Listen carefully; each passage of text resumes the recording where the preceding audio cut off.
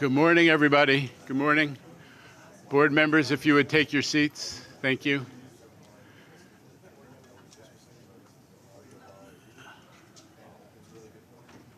Okay. All right. Good morning. Thank you, everybody, for joining. I want to call to order the July MTA Board Meeting. Paige Graves, General Counsel, will provide an update on quorum. Good morning. There is a quorum, and just to note that Commissioner Valdivia is attending remotely. Okay. And we wish Commissioner Valdivia speedy recovery. So we have a quorum, and before we hear from public speakers, can we have our regular safety announcement? Your safety is of foremost importance to the MTA. Therefore, we ask that you listen to the following instructions. In the event of an emergency, notify emergency personnel in the room and 911 should be called. If an alarm sounds, wait for a public address announcement and follow instructions. If told to go to another floor or to evacuate the building, leave all unessential items behind and use stairwell A just across the main hallway or stairwell D down the hallway past the elevators. An automated external defibrillator, AED, for use by trained personnel is in the main hallway just past the elevators. Thank you and have a safe day. Okay, just on the topic of safety, I just want to make sure everyone understands we are having capacity issues. And we have constraints on how many people we can put in this room. It is constraining somewhat the throughput downstairs. I just wanted everyone to understand that is a safety issue that the building staff are helping us to manage through.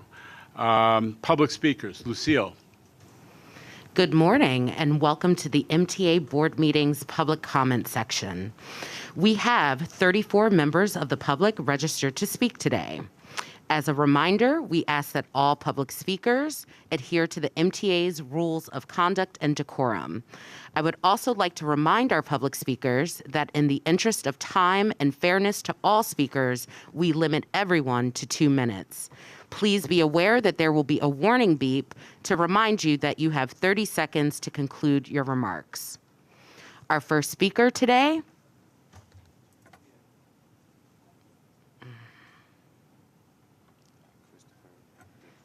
is Christopher Greif, followed by Howard Burnman.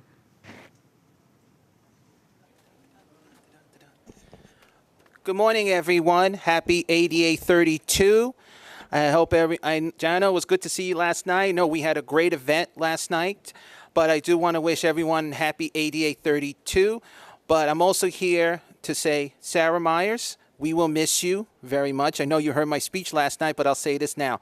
Sarah, with Mass Force, when we have that special comment or complaint or request page, thank you so much for that, because it makes it easier to get the information in as soon as possible, and we will miss you very much.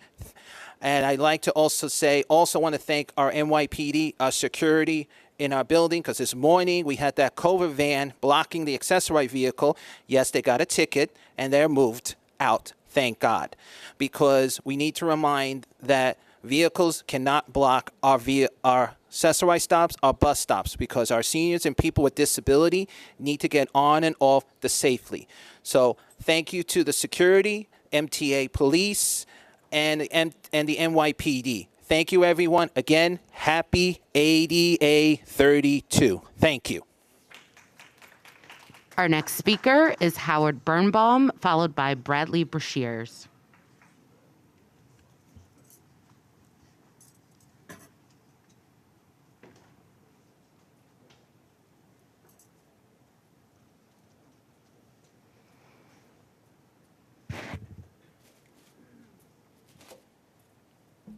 Good morning. Hello? I can hear you. Okay, good morning. And this is for Mr. Jono. You're doing a great job as chairman. I hope you keep on doing it. And also I heard that on June 25th, you announced that Queens Network bus is going to in the fall, because I got the list of the the bus companies already doing it. So keep your promise and do it, because we need those bus stops to be removed, because every bus stop we never get there. And thank you for your time. Have a good summer. Thank you. Thank you. Our next speaker is Bradley Brashears, followed by Jason Rabinowitz.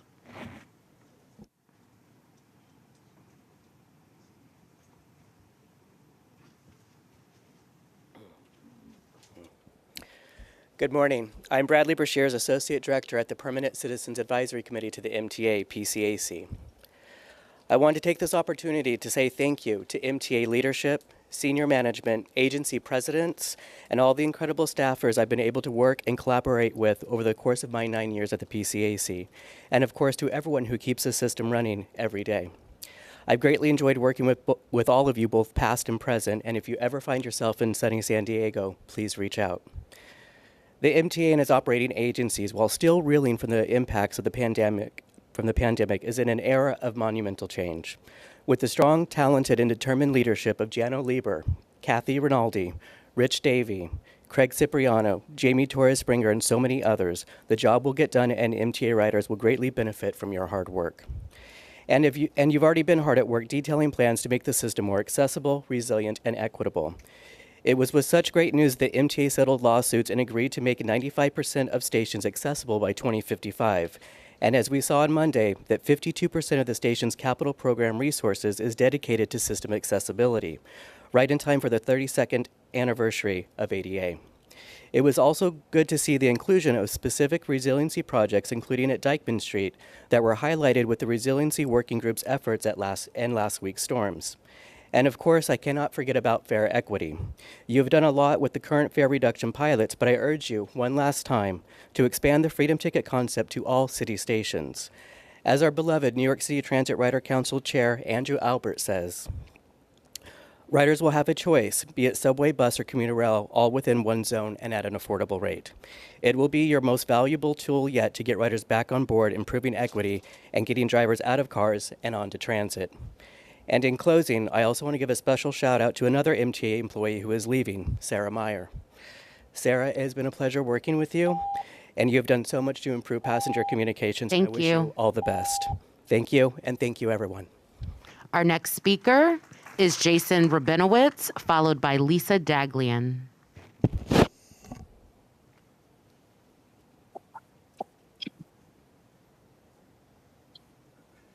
Good morning. I want to start off by thanking Sarah Meyer for her hard work as Chief Customer Officer at MTA. We haven't always agreed on everything, but the fact that we could have had thoughtful conversations and disagreements on Twitter at 9 p.m. on Saturday is a testament to your dedication to the job. Thank you for everything you have done during your time at MTA, Sarah. I'd like to once again turn the board's attention to the planned service changes coming to the Long Island Railroad's Brooklyn branch. Mr. Lieber, last month you were quoted as having no apologies for the changes. If that's your opinion, why are you even doing public outreach for the proposed schedule?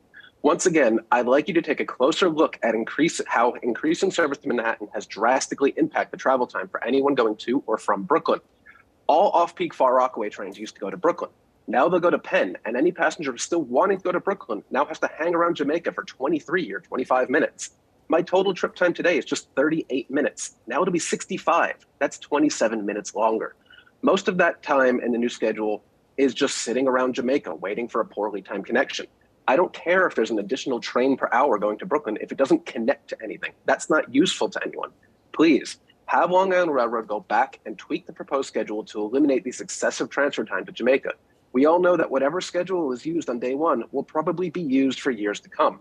I don't feel as if the MTA or this board is taking public comment seriously.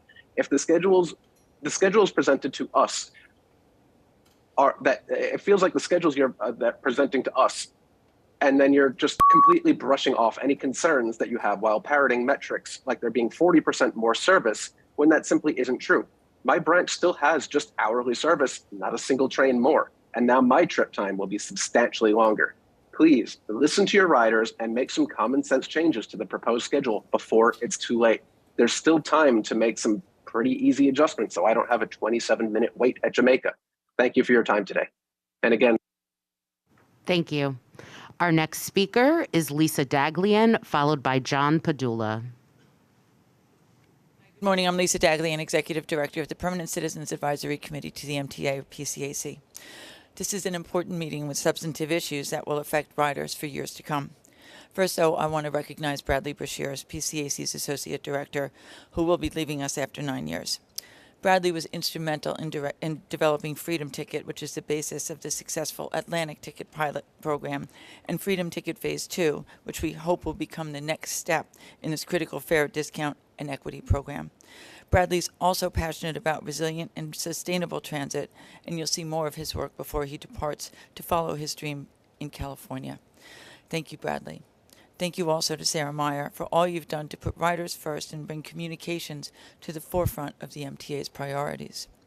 For the rest of us, our clear priorities must be getting riders back on board and ensuring there's sufficient funding to keep our region's transit system going strong. The fiscal cliff is steep and looming, and red ink is dark. It's prudent to reduce debt and pay it off sooner. It's also prudent to look at realistic operating efficiencies, but that doesn't include scary code words that riders fear, like service adjustments or actions like a hiring freeze that result in we're running as much service as we can with the crews we have available. Riders may have gotten used to staying home and doing things online during the pandemic, but we've never gotten used to 15-minute platform waits during rush hour, nor should we. That's not the way to get riders back into the system. There's a new paradigm of the way people travel, and there needs to be a new funding paradigm as well. The trinity of service cuts, fare hikes, and layoffs as the only two available just don't cut it. Transit is essential and must be funded as such. We launched a successful campaign to get congestion pricing passed, and we can do the same to see new dedicated operating revenue become a reality. We're thrilled with the progress that's being made on congestion pricing and must keep those funds separate for the capital program. Thank you. Thank you. Our next speaker is John Padula, followed by David Kupferberg.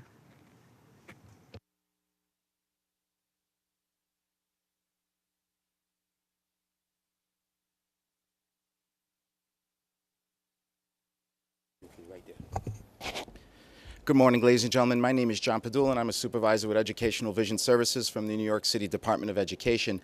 I'm also a member of the Advisory Committee for Transit Accessibility. As I said last month, it's so easy to come up with reasons to say no, but it takes a true leader to figure out how to say yes and actually get stuff done. As a young administrator, this is very exciting to me to see all this new leadership around here, because the old school ways of doing things are just beyond broken. Chris, I know you discussed that you're working on a phase 2 for the on-demand program. I just hope you keep ACTA and the community in the loop as to what that's going to look like. Phase 2 really needs to be reasonable, usable, and viable. It's made such a difference in so many of our lives, both personally and professionally, due to the increased accessibility in terms of autonomy and flexibility. Somebody trying to juggle multiple jobs and people with that are gainfully employed. Again, on-demand service is just so much more reliable than traditional accessoride. And on that note, I respectfully want to challenge everyone here today in a leadership position. Would you be able to do what you do on a daily basis if you were relegated to traditional old-school accessoride? Amen. Would you be as functional? Would you be as successful? Food for thought. But I think we all know the answer is no, and I think we all know that we have to evolve. And, ADA, 32 years, and accessoride, it's an old system. We need to evolve. Really quickly, there's an issue with drivers being reimbursed for tolls. If accessoride traditional carriers get reimbursed, if the brokers are getting reimbursed, and why aren't the on-demand drivers getting reimbursed? Please. This is why trips in and out of Staten Island, the Rockaways, and Manhattan aren't being covered, because drivers don't want to come out of pockets for tolls. Again, let's be fair to the drivers. Let's make sure they're getting a fair and equitable wage, but let's also be fair to us, the users. Thank you. Have a great summer, folks. Thank you very much. Our next speaker is David Kupferberg, followed by Charlton D'Souza.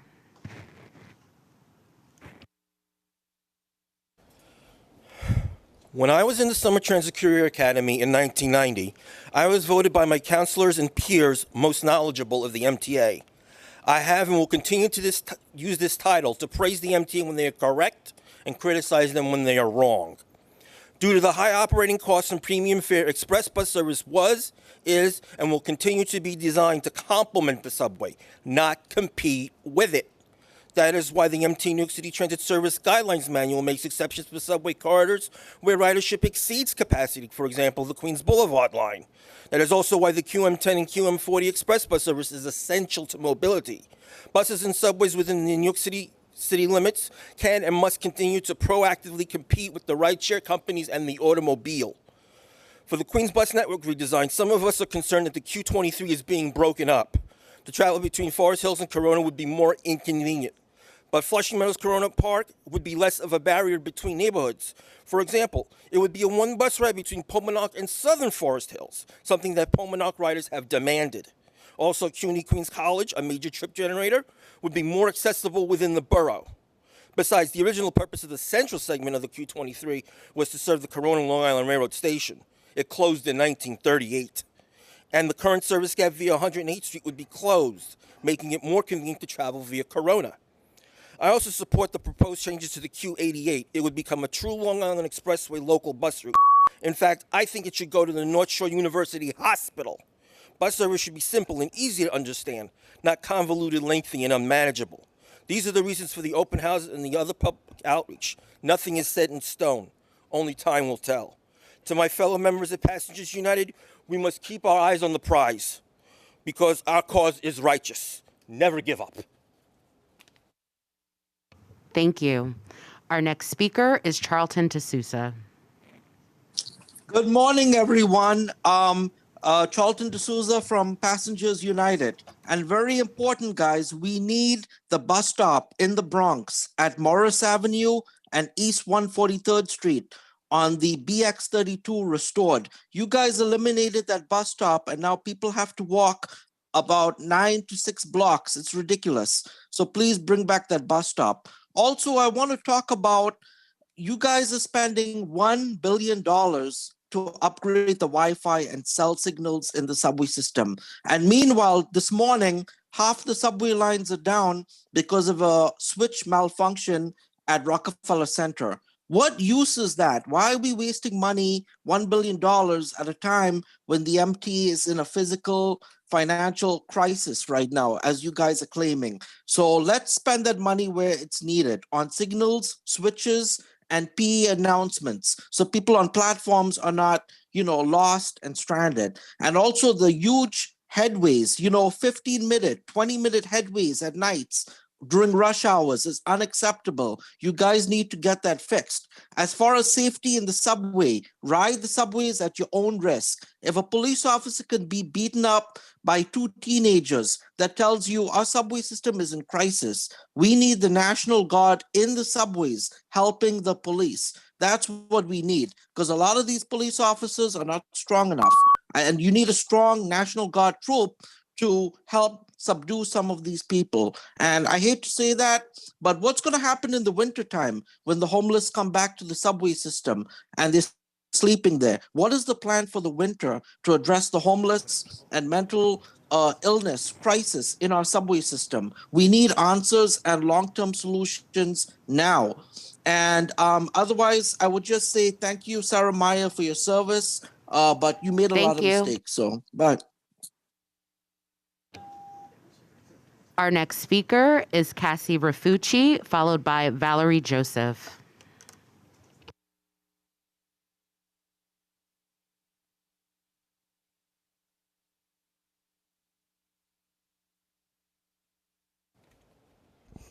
Good morning, Chairman Lieber and board members. My name is Cassie Rafucci, and I'm a private citizen of Coney Island, Brooklyn. I wanted to address you all of an incident which occurred on July the 3rd aboard a Sim 1C express bus from Midtown Manhattan en route to the Ellingtonville Transit Center on Staten Island. The wheelchair lift got stuck, and the driver did not know what to do. My friends were stuck on the bus while the driver was too busy talking to another driver and did not dispatch for help with the wheelchair lift stuck in position. I feel express bus drivers should really know how to operate the wheelchair lift when a disabled passenger boards an express bus without leaving passengers stuck or stranded and not informing the passengers on what is happening. Thank you very much and have a great summer break.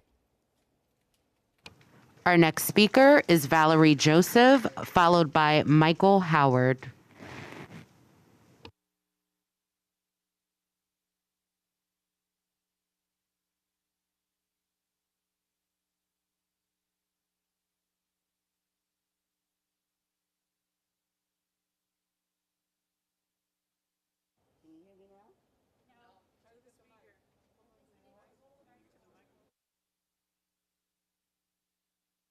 The mic?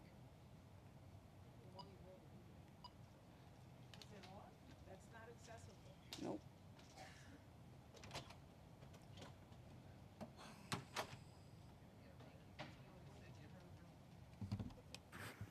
Can you hear me now? Thank you. Good afternoon, good morning. My name is Valerie Joseph. I am an accessoride advocate for Co-op Ride. I am working on the side of the drivers. I have tons of drivers who love to take us where we want to go. But guess what? A lot of people say people cancel or that they don't get their rides. That's not true. There's something wrong with the system. It needs to be fixed. We need to get to our personal stuff. We need to be with our families. We need to just have fun like all of you. Let us ride. Like my shirt says, Co-op Ride, let us ride. Thank you. Thank you. Our next speaker is Michael Howard, followed by Vittorio Bugatti.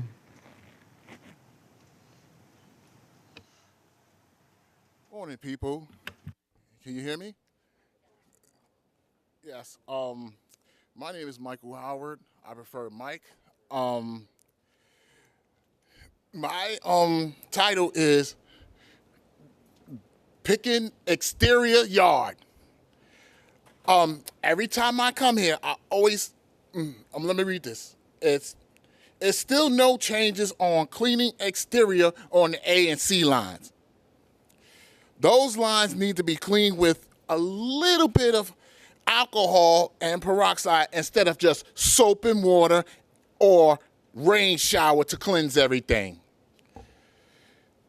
Cleaning interior at 6 terminals, which is Rockaway Park, Far Rockaway, Ozone Park, Lefferts Boulevard, Euclid Avenue, Washington Heights 168th Street, and Enwood 207th Street stations.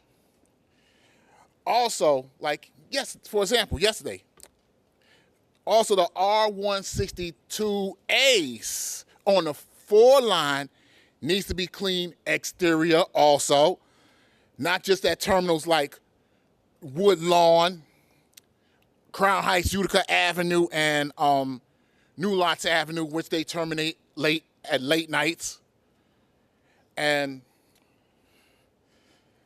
all I want to say is happy 32th anniversary of the ADA, signed by President George H.W. Bush. I want to thank him for that when he was alive.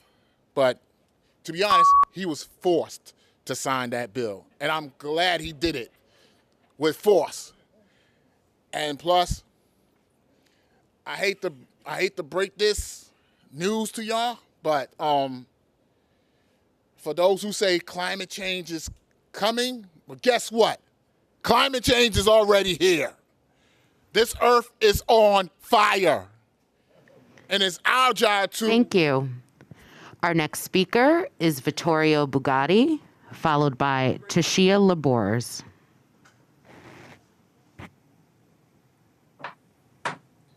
Good morning, I'm Vittorio Bugatti, leader and founder of the Express Bus Advocacy Group.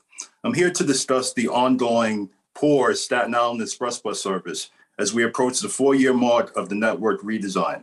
An article from the city noted that the hiring of bus operators remains on pace.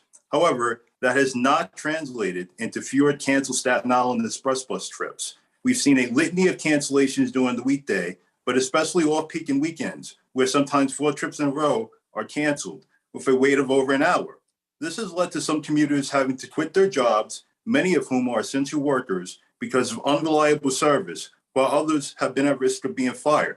An article from the Staten Island Advance this month noted that Staten Island's buses are the most canceled in the entire city, a borough devoid of subway service and heavily bus dependent.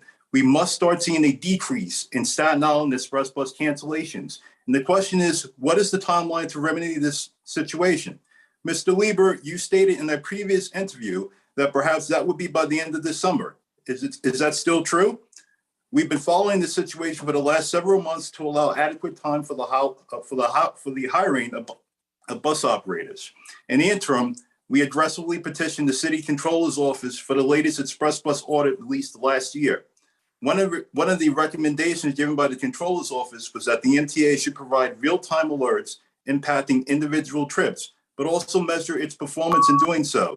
You may experience along the way in this line is not sufficient. We need individual trips consistently posted. That's not happening. And if the schedules you're providing can't be met, then they should be reevaluated each pick. The current situation cannot continue, and we will aggressively advocate to see that steps are taken to mitigate it. Thank you. Thank you.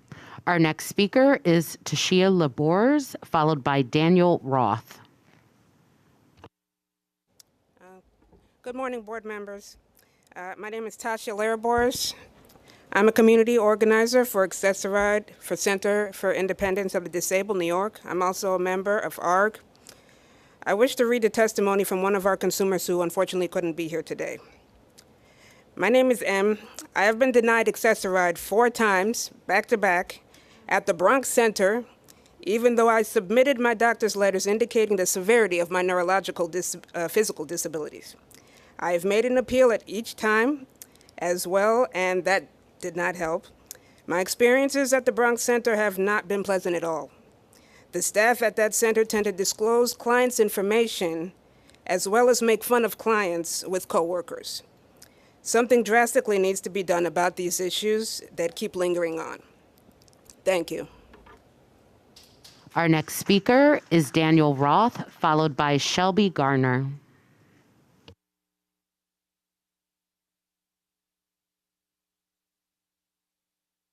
Good morning. My name is Daniel Ross. I'm a staff attorney at Mobilization for Justice, which is a member of ARG. This morning I left my apartment more than 5 minutes after I intended to. This past weekend, my in-laws changed the time they wanted us to visit and told us after 5 p.m. the day before. Last week, at the last minute, I switched which days I was planning to work in the office. None of this was a big deal. It wasn't a big deal because I don't use Accessoride. I didn't miss my ride here this morning just because I ran 5 minutes late. I didn't have to wait outside for hours in the heat this weekend waiting for pre-scheduled rides that no longer fit my plans. And I didn't have to commute on a day when it made more sense for me to work from home. I suspect many of you have had similar experiences in the last few days. They're unremarkable for most New Yorkers, but they're exceptional to Accessoride users.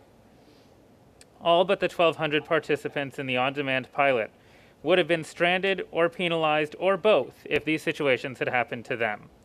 That's why on-demand participants call this program life-changing.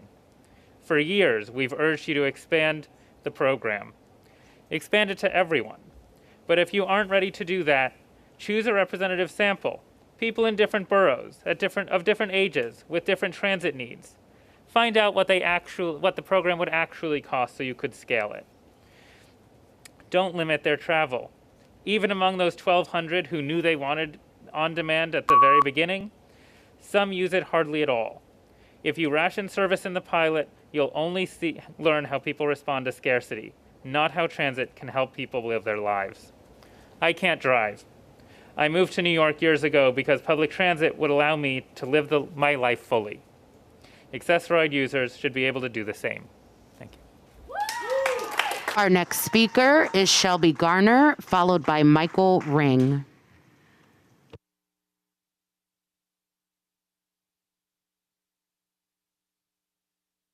Testimony on behalf of Congresswoman Carolyn Maloney. I would like to thank the New York City Metropolitan Transportation Authority for allowing me the opportunity to submit testimony regarding the on-demand pilot program for New York City's paratransit system, Accessoride. I strongly support AAR's on-demand program and ask that the MTA prioritize expansion of this important project. The AAR system is used by individuals with disabilities across all 5 boroughs who are unable to use the fixed route subway and bus service. In May of 2022 alone, AAR accommodated over 340,000 rides. The traditional AAR transportation services is made available at a cost of $275 per ride and provides door-to-door service. However, I'm told that the use of traditional AAR service comes with its own challenges. Riders must schedule the transportation at least a day in advance, and they are not guaranteed accommodation of their desired pickup or drop-off times. As AAR is a shared ride service, I also understand that riders frequently must go on circuitous routes in order for drivers to pick up and drop off other passengers, resulting in extended trips and delays. Individuals with disabilities do not have the same variety of options as non-disabled individuals for on-demand vehicle transportation. As communicated by disability advocates, the number of wheelchair-accessible cabs and for-hire vehicles is limited throughout the 5 boroughs. According to reporting this spring, less than 40% of yellow cabs and less than 4% of for-hire vehicles in New York City are ADA accessible. Even when accessible for-hire rides are available, the cost of such rides can be prohibitive for New Yorkers with disabilities, many of whom live on lower fixed income. AAR's eHail on-demand pilot program provides a solution to these problems and is vital to creating equitable access to transportation for all New Yorkers. Under this program, individuals with disabilities gain access to flexible travel plans and may spontaneously obtain a ride when needed. Many early users have described this program as life-changing. In addition, I understand that estimates have shown the cost to the MTA of on-demand AAR service to be less than half that of traditional AAR service. Thank you. Our next speaker is Michael Ring, followed by Jean Ryan. Hey, good morning, everyone. My name is Michael Ring. A quick image description would show that I'm a 59-year-old white guy wearing a green hat that says Disabled in Action. My T-shirt says Elevators are for everybody. I'm glad you're all in one room here because I'd like to address what I can only consider be a glitch in a program. Over the past few years, you've outsourced a lot of the Access-a-Ride rides to TLC vehicles and other privately owned vehicles, and they treat passengers differently. If you're picked up by a blue and white vehicle or a medallion vehicle, the drivers don't hesitate to go through a toll road. But sometimes it says broker services, which is, usually just any old car service.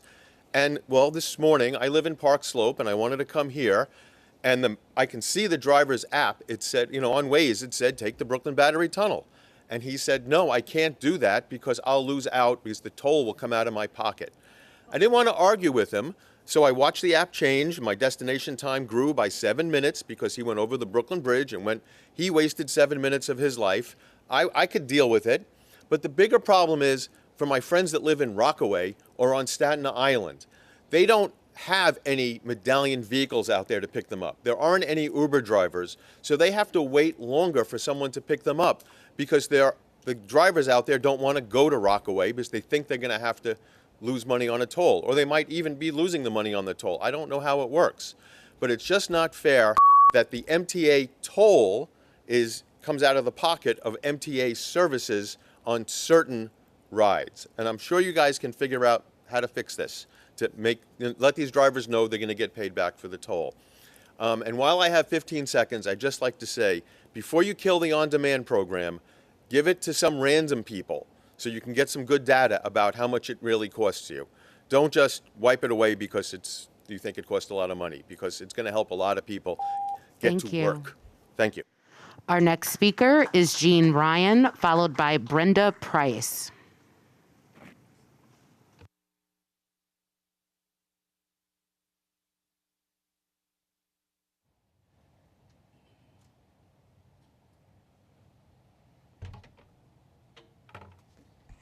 Hi. Is this on? Okay. I'm Jean Ryan from Disabled in Action.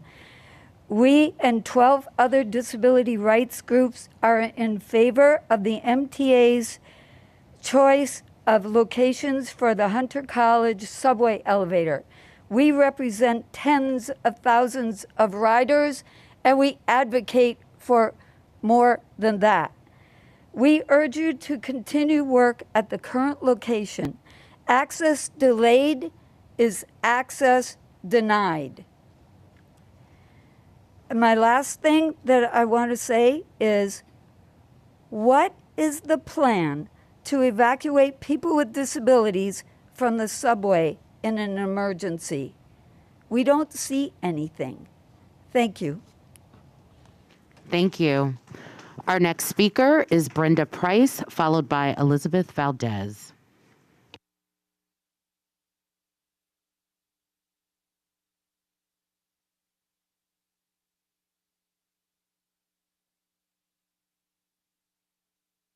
My name is Reverend Brenda Price. I represent members of the Convent Avenue Baptist Church in Manhattan, as well as the Hamilton Grange Senior Citizen Center and the Hamilton Grange Harlem community at large.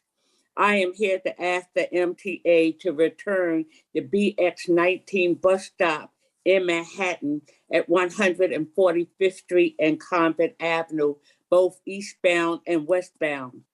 This bus stop removal has stranded the community between two very steep hills that, depending on where they are going, they either have to climb up a very steep hill or to go down a treacherous hill to get to the essential and necessary services. Those services include the various subways and buses throughout the area. The senior citizens are denied access at the Senior Citizen Center of nutritious meal, social support and assistance, and also the cooling system, which is needed during this time, and the heating system center during the winter. I also represent the three churches in the area, four, which total some 1,500 church members who are being denied their places of worship because the removal of this bus. Please bring back the BX19 bus stops at 145th Street and Convent Avenue in Manhattan. These are essential services for our people. Thank you. Thank you. Our next speaker is Elizabeth Valdez, followed by Yesenia Torres.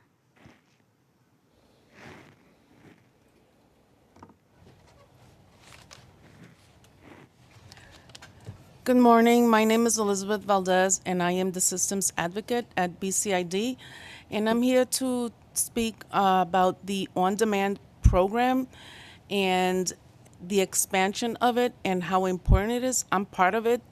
And how my life has changed after being enrolled in it, and has been so much more comfortable. I don't have to sit there, even though it's still got its glitches, but it's better than me having to wait 1 or 2 days to make reservation, have to make sure from 7 to 5 p.m. The worst, of course, is being the first one in the bus, picking up 3 people, being the last one dropped off. There have been times when I've made appointments. By the time I've reached my appointment, I have to call Accessorite and tell them my return trip is there. I just got here. Can you change and reschedule it for me again? Having drivers, I've had it like 3 times, get there and just leave. I don't know for what reason, or just not. They say, "Oh, we were here. She wasn't there," and I'm sitting there waiting, and they just never show up. That's really a tragedy, and sometimes you just want to go out and enjoy life like everyone else and feel human. That's it. Thank you. Our next speaker is Yesenia Torres, followed by Kalia Hazlitt.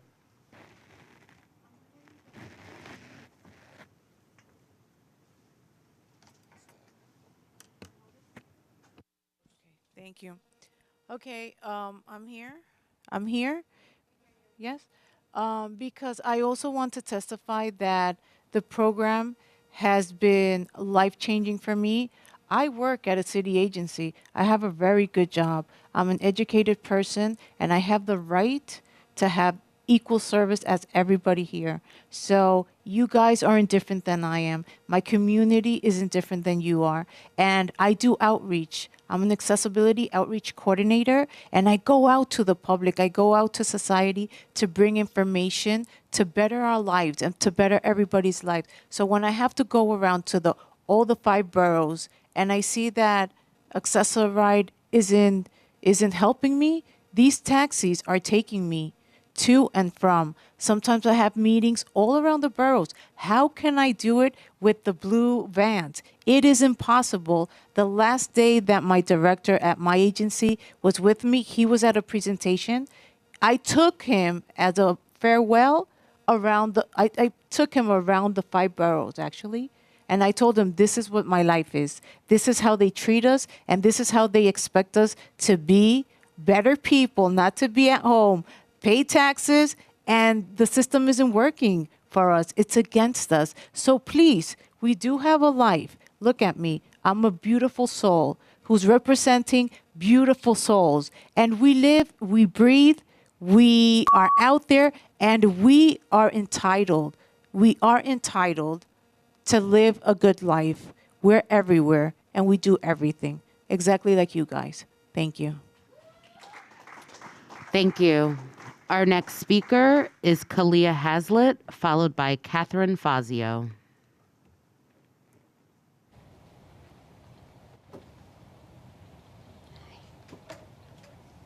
Good morning. My name is Kalia Hazlitt, and I'm a travel trainer here in New York City. I teach New Yorkers how to navigate MTA every day. So I am the one that is in the system, and every time you open up an accessible station, I go to that station, I evaluate the elevators, and even the environment around those stations, the topography of it. So stress a ride because you're unsure if you are going to be waiting 3 hours after dialysis. Excessive rude because participants are experiencing impatient, unprofessional call agents that have no problem hanging up despite calls being recorded. Lines ringing, no answer, or tremendously long wait times to speak to supervision, even if they are available, who then have the lack of simple problem-solving skills and common knowledge of New York landmarks. Clients left emotionally defeated and drained and stranded. We lack travel freedom like everyone else in New York. Expanding on-demand service option is essential. There is no accountability. As MTA officials, how will you begin to hold all those accountable to the people that the service was created for? Subpar service will never be acceptable. You want New Yorkers with disabilities to fall in love with New York and MTA, while expand on-demand service and improve accessibility as simple signs in the train stations. Take pride and accountability in offering dignified and swift solutions to us. Expand on-demand service. Unfortunately, I am not one of the participants in the on-demand service. So I took Access-a-Ride here this morning, and I will be taking the train home later on today with my fingers crossed that the J train is working because they don't have enough conductors and staff to work the trains. Take pride and accountability and offer dignified and swift solutions for us. Focus on real accessibility so we have the freedom to live our daily lives with unnecessary barriers. Thank you. Our next speaker is Catherine Fazio, followed by Sunita Dutta. Morning, everyone. My name is Catherine Fazio. I'm a literary activist, and I represented the USA at the 5th World Congress of Poets. I am a mental health advocate, and I have a disability. I want to say that I realize you have big challenges, financial and inside of the system. There's a lot of crime and a lot of waste. I want to say that it's nice to see all colored tiles and beautiful things. Sometimes they have a lot of graffiti on them, but yet I want to say it's really important to have this program expanded and keep it. You don't throw away the bathwater with the baby. I think that's how it goes. You just don't throw it away. But what you can do is you can creatively figure out-of-the-box solutions. You can, I believe you need to, and I pray you have help from the state. I do. I hope, because I know as a person with disabilities, funds are sometimes really hard to come by. You have a fixed income. Plus you have like neuropathy, or you can't walk. You have there's trouble out there under the ground. It's hot, you know. I mean, and over the ground, and you know what, the MTA, I'm just hoping for change. Keep the program. Think out of the box. Tell the state to please show up. We need to have coordinated care. We need to have accessibility and try to get rid of the crime. You're wasting a lot of money. Thank you. Thank you. Our next speaker is Sunita Dunn, followed by Miriam Fisher.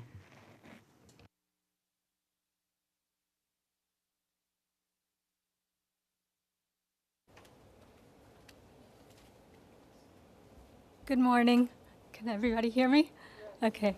My name is Sunita Dutta, and I am a disabled person, and I also am on the board for Sydney, the Center of Independence for the Disabled, New York.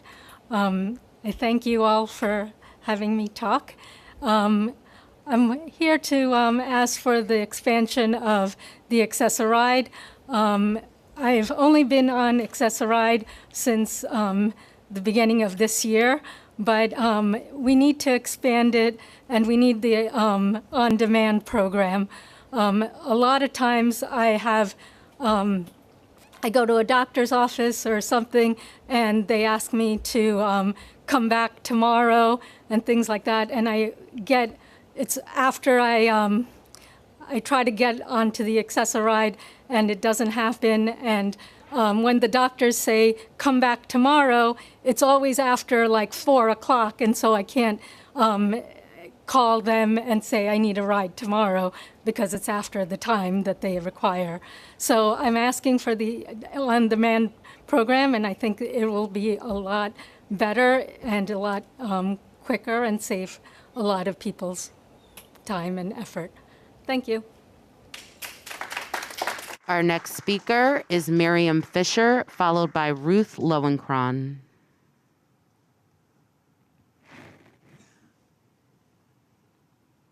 Miriam? Can you hear me? Yes, we can. Please begin. Okay. I want to talk about accessibility issues and money and financing and some of the headlines about MTA not having enough money, raising fares, the doors, the safety concerns, $100 million for a pilot project of 3 stations when an MTA study showed only 25% of stations can actually be retrofitted. And will the money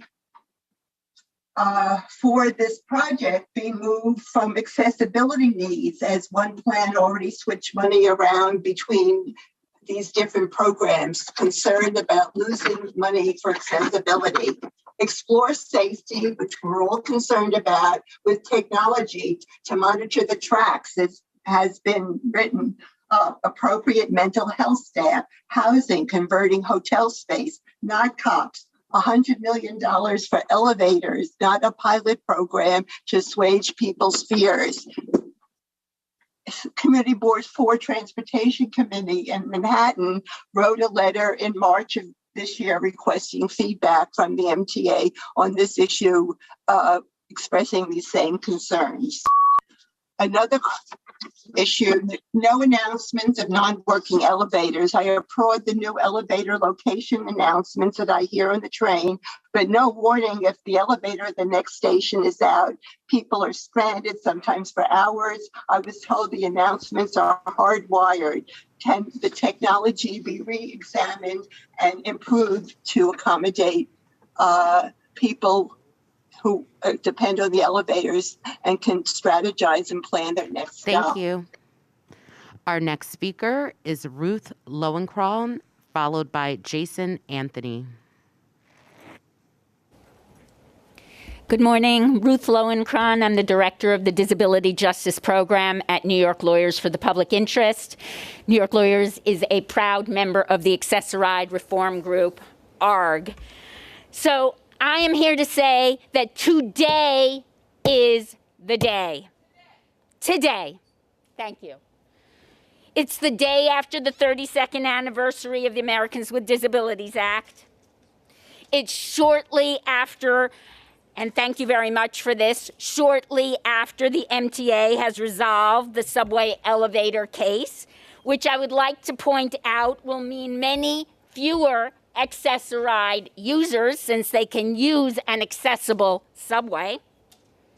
Today is also shortly after the MTA has very wisely hired a staunch disability advocate to run Access-a-Ride.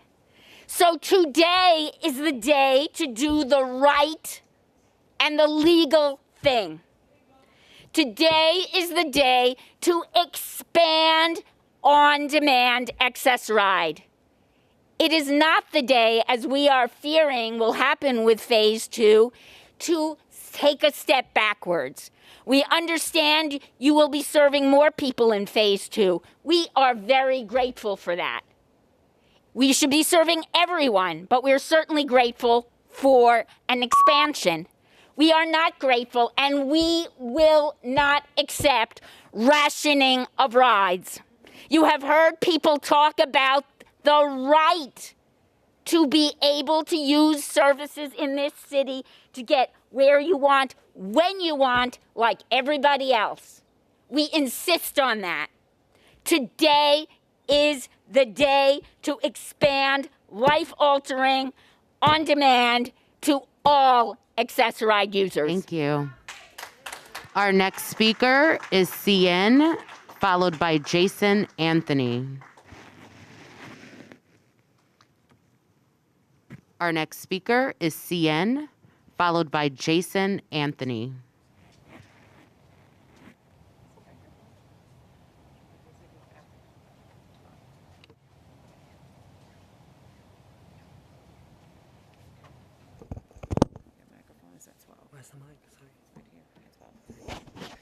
Hello. First of all, there's a lot of talk about subway stations being accessible, but I'd like to point out they're not accessible to me. The MTA has experimented with tactile guide ways at Metrotech a few years back, but they haven't implemented them. There is no way for a blind person to safely board the subway train from the station. I was very devastated to hear about talking about eHealth on demand. I was very devastated to hear about Leap, one of the very good vendors for blind people, temporarily not participating in the program anymore. I'd like to let you guys know that Leap, out of the 3 vendors, was the best one for people who are blind. They would stay on the phone with me when I would request a car. They would make sure that the driver knew where I was, because as a blind person, obviously, how do I identify, the car service? So I was very upset that they've temporarily ceased to work with eHealth on demand, and I hope that someone could let me know if they are ever coming back. There's a lot of talk about rationing these programs, but I was wondering, is the MTA going to ever ration the benefit that they give to their retired employees and the employees' families, which is the free subway rides which they get for life? I think it's very important that the public should know how much does the MTA spend on that benefit that retired MTA employees and their families get free subway rides, and how many of those members of their family get that benefit? Is it the whole entire family, or is it just a few of them? I think it's a very important question to ask. So please expand the eHealth on demand program. It's very important. It helps me to get to audio described performances on Broadway and at the movie theater, and it gets me to spend my money just like everyone else. So it's very important for the economy here in New York City that the disabled community get to also, thank you for use their money. Thank you. Our next speaker is Jason Anthony.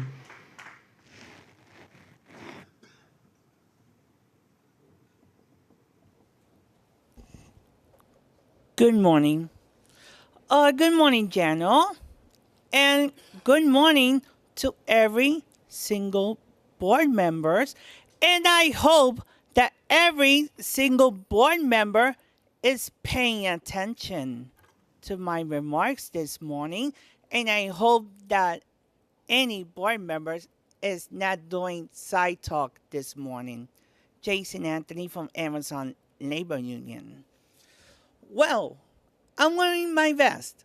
this morning because I'm a lead organizer for the union and an Amazon employee. This month, I'm going to bring something very important that's affecting me and my coworkers. My coworkers and myself have been left stranded by a single union. That's the ATU Local 726 that serves all of Staten Island routes, including local and express buses. Last week, we had a 6-day heat wave. My work location covers the S40 and S90 buses. When I came out of work this past week at 5:45, 2 buses arrived to my work facility, went out of service, and coworkers, including myself, had to wait 20 minutes under the heat for a bus to go home. And unbelievable, this union has to be uncertified. Jano, get this. I want every single board member to take this bus with me. Thank you. Thank you, Lucille. Chair Lieber, at this time, we have reached the allotted time for this public comment session. At this time, we ask that remaining registered speakers to stand by as we transition to a separate live recording session. If you are a remote public speaker participating on Zoom, please stand by and wait for further instructions from the moderator. And public speakers in the room, please join us in conference room 4. As a reminder, your recorded comments will be distributed to the MTA board and will be posted to our board meeting webpage and YouTube. Please stand by. Thank you.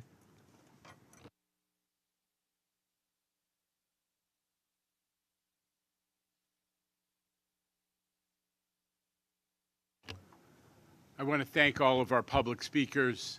It is one of the unsung important aspects of the MTA's work that we actually hear directly from our stakeholders and the public, and we have the opportunity to hear directly from you and interact with you. So many of you are part of our stakeholder advisory groups in one way or another, but whether or not you are, I just want to let you know that this aspect of our work is incredibly important, and we thank you for taking the time to get here and to participate. And I want to thank everybody here, especially our board, which is now up to full strength. Thank you for joining this month's meeting. We've had some really substantive discussions this week at our Monday committee meetings, and I want to thank the board, especially our new members, for their very substantive contributions as we prepare to face one of the MTA's biggest challenges ever, which, as we all know, is the looming fiscal cliff we talked about at some length on Monday. Now, I've said it before, I'm going to say it again. Government at all levels isn't always known for taking on the hard stuff. But with Governor Hochul's, we are doing exactly that. We are taking on congestion pricing. We're going to talk a little about that today. We're redesigning the antiquated bus routes. They were left intact for 100 years, but we're going to the trouble, interacting with stakeholders, trying to come up with a bus system that is both faster and serves the new travel patterns and the new community needs. We're dramatically accelerating progress towards ADA accessibility. We celebrated that settlement and the commitment of the MTA to make the entire subway system, along with our fully accessible bus systems, make the entire subway system fully accessible. And the partnership with the disability community is an incredibly important part of that. We are trying to figure out, with the leadership of people like David Jones, how to have a fair and just system that will help us to reduce fare evasion, a complicated issue. And we're executing transformative projects that were talked about for generations but never delivered. East Side Access, Third Track, Metro North Penn access, changing the life for hundreds of thousands of people in the East Bronx. The Second Avenue subway, a project that's promised to East Harlem since the 40s when they started knocking down the elevated trains. And soon, with Governor Hochul's leadership, the reconstruction of existing Penn Station, the largest transportation facility in North America, but one we all know we're not proud of. And we're being transparent about all of these issues. The biggest issue we're dealing with is the financial tsunami, as Pat Foy referred to it, that has been brought on by COVID. And dealing with this is the only way we're going to be able to support the region's recovery and deliver on our mission. And that is an equity mission as well as a mobility mission, that every community, and especially those who don't have the option to get into a $50 Uber, can get where they need to go, and true accessibility for all. I know that every member of this board takes those responsibilities incredibly seriously.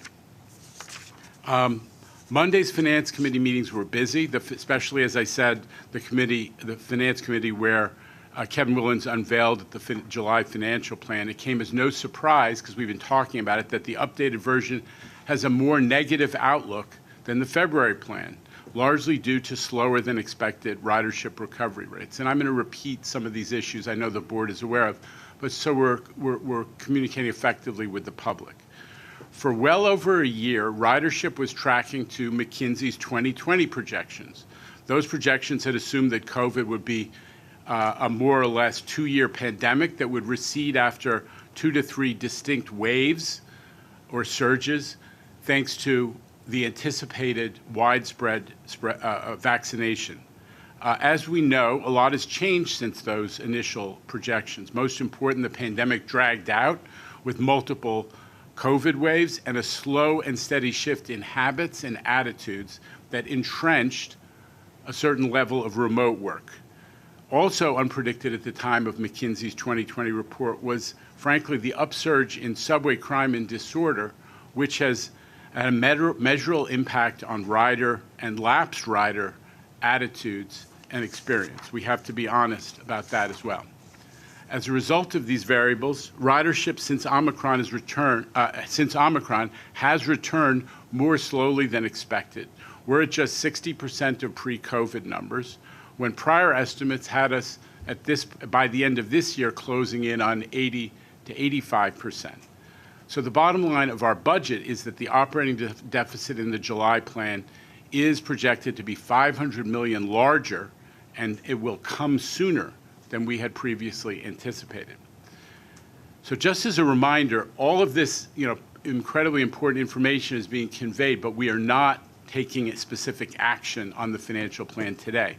What you've had is just a preview, and I think it's responsible, of what we may be seeing in the November plan before we have to vote on a final budget in December. We wanted to get the information out there so that the discussions among all levels of government and all levels of our civic community can start now, because we know the MTA is an essential service, like fire, police, and sanitation.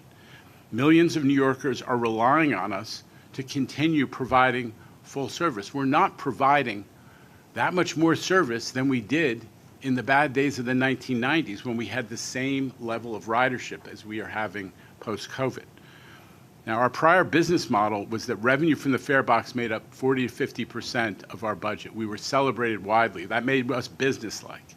But it's clear that that no longer is viable or realistic. We cannot expect to simply cut our way to balance the budget deficit. So we're starting, as I said, we're starting a dialogue with decision makers in Albany, especially in the legislature, to start everybody thinking about funding for mass transit.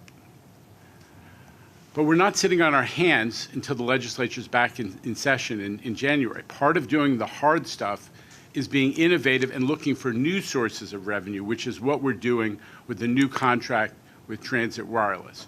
You heard about this on Monday from Frederica Cuenca in the Finance Committee. The deal expands Wi-Fi connectivity to our tunnels, an amenity riders have been asking for, I would say begging for many years, and to all of the above ground stations. All of the capital investment will be funded by our licensee, Transit Wireless. It is not coming out of the MTA's pocket. There were some comments in the public comment period that obviously did not have that information. Transit Wireless is going to build out the entire underground system and the above-ground system. So the TW deal, Transit Wireless deal, really checks every box, bringing new technology into the system, benefit for customers, producing significant additional revenue for the MTA. We're also looking to provide financial support for key capital projects that have recently taken shape since the original 20 to 24 capital program was adopted. Both reconstruction projects like Metro North Penn Access, which we need to fund that additional yard for, and also the design phase of Penn reconstruction. But also additional investments like that have come up because of safety, subway platform doors, additional ADA upgrades that we all want, and a plan to more quickly and efficiently rebuild Metro North's indispensable Park Avenue viaduct. That's one of the actions that's included in the capital program today. So we're putting forth an amendment to the capital plan to make room for these projects while also adjusting to the reality of higher rates of inflation. This is just the world we're living in.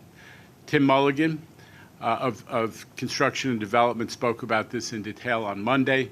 So the board is going to vote today on those changes in just a little while. Congestion pricing is obviously key to our ability to deliver on all these projects. It represents $15 billion of the $55 billion capital program, and we are now moving forward quickly to get this historic program up and running. I leveled with the board and with the public when we hit roadblocks in Washington. We didn't hide that. We told folks what was going on. But now, with Governor Hochul's support, we have overcome almost all of those obstacles. I'm glad to announce today that with US DOT approval of the environmental assessment, the environmental document that is the key to the federal process, with that approval from US DOT expected very soon, we're now expecting to publish the document for public comment early next month, early in August, and we'll also be scheduling another 6 public hearings on top of the 20 that have already taken place. Congestion pricing is on the move. Allison DeSereno, who's the head of the Central Business District tolling program, will have more to say on this a little bit later after Kevin's presentation of the financial plan. This major progress on congestion pricing makes it the right time to impanel the Traffic Mobility Review Board. This is the group that was required by state legislation to be formed by this board and charged with analyzing all of the issues of pricing and the arguments for exemptions and discounts and figuring out a package that they would recommend to this board. I want to emphasize that forming the TMRB is merely it's an important step, but it's a step in compliance with state law for the process of congestion pricing. Their recommendations will come back to this board for adoption, rejection, or modification when they have completed their work. So I am honored to announce that an extraordinary group of New Yorkers have so far agreed to serve on this panel. Carl Weisbrod, former chair of the City Planning Commission of New York and a former member of this board. Scott Reckler, the chairman of the Regional Plan Association, which worries about New Jersey and Connecticut as well as New York, and chair of RXR Realty. Another former member of this board, Kathy Wild, the longtime president of the Partnership for New York City. John Banks, another former member of this board. You can see a recurring theme that we wanted folks who really knew the MTA, and we've got amazing folks. John Banks, who's has had an amazing career in so many phases of New York civic life, most recently as the head of the Real Estate Board of New York and as the chief intergovernmental person for Con Edison, and our own Elizabeth Velez, Bronxite, owner of a Manhattan-based minority and women-owned business concern, who just finished an extraordinary term as the chair of the New York Building Congress. So That is being added to the agenda today. We talked a little bit about it just before we came in, and I'm excited to have that moving forward today. Before I turn it over to Kevin to go back over the financial plan just a bit, I want to take a moment to celebrate one of our signal successes of late, which is the successful rollout of the Bronx bus network redesign. There was a lot at stake here. The bus system in the Bronx, as I said, has remained virtually unchanged for decades. We all know that change is never easy, but so far the vast majority of customers are reacting positively. Don't take my word for it. Our social media team put together a video to hear a little bit from riders directly. Please roll that. The bus coming more fast and it's like flexible. So I'm so happy. The redesign, I'm happy for the redesign, yeah. I take like 2 hours from Eastchester through here. And then today I took only 1 hour. I take the 36 and I really appreciate the new route coming straight over Tremont because it's easier. We usually spend 45 minutes every Sunday when I'm coming to church from Boston Road and Washington High. And now we did it like 20 minutes. I say, wow, it's a miracle. But it's not. It's the way they change the bus stops. That's a big idea. They think they go and doing this long times ago. So estoy encantada. Gracias. So I'm going to give a hand for that. Happy customers. I want to thank the entire team who worked on the redesign, from operations planning to the government community relations outfit and everybody in between. That includes 225 employees who volunteered to be Bronx bus ambassadors, talking to customers across the borough as the program launched. It's been so gratifying to see this redesign launched and to see it embraced by New Yorkers. So with that, let me turn it over to Kevin. We're going to go over some of the material you heard before in slightly shorter form. But again, part of the purpose of these Wednesday board meetings is to make sure the public has all the information that has been conveyed. Kevin.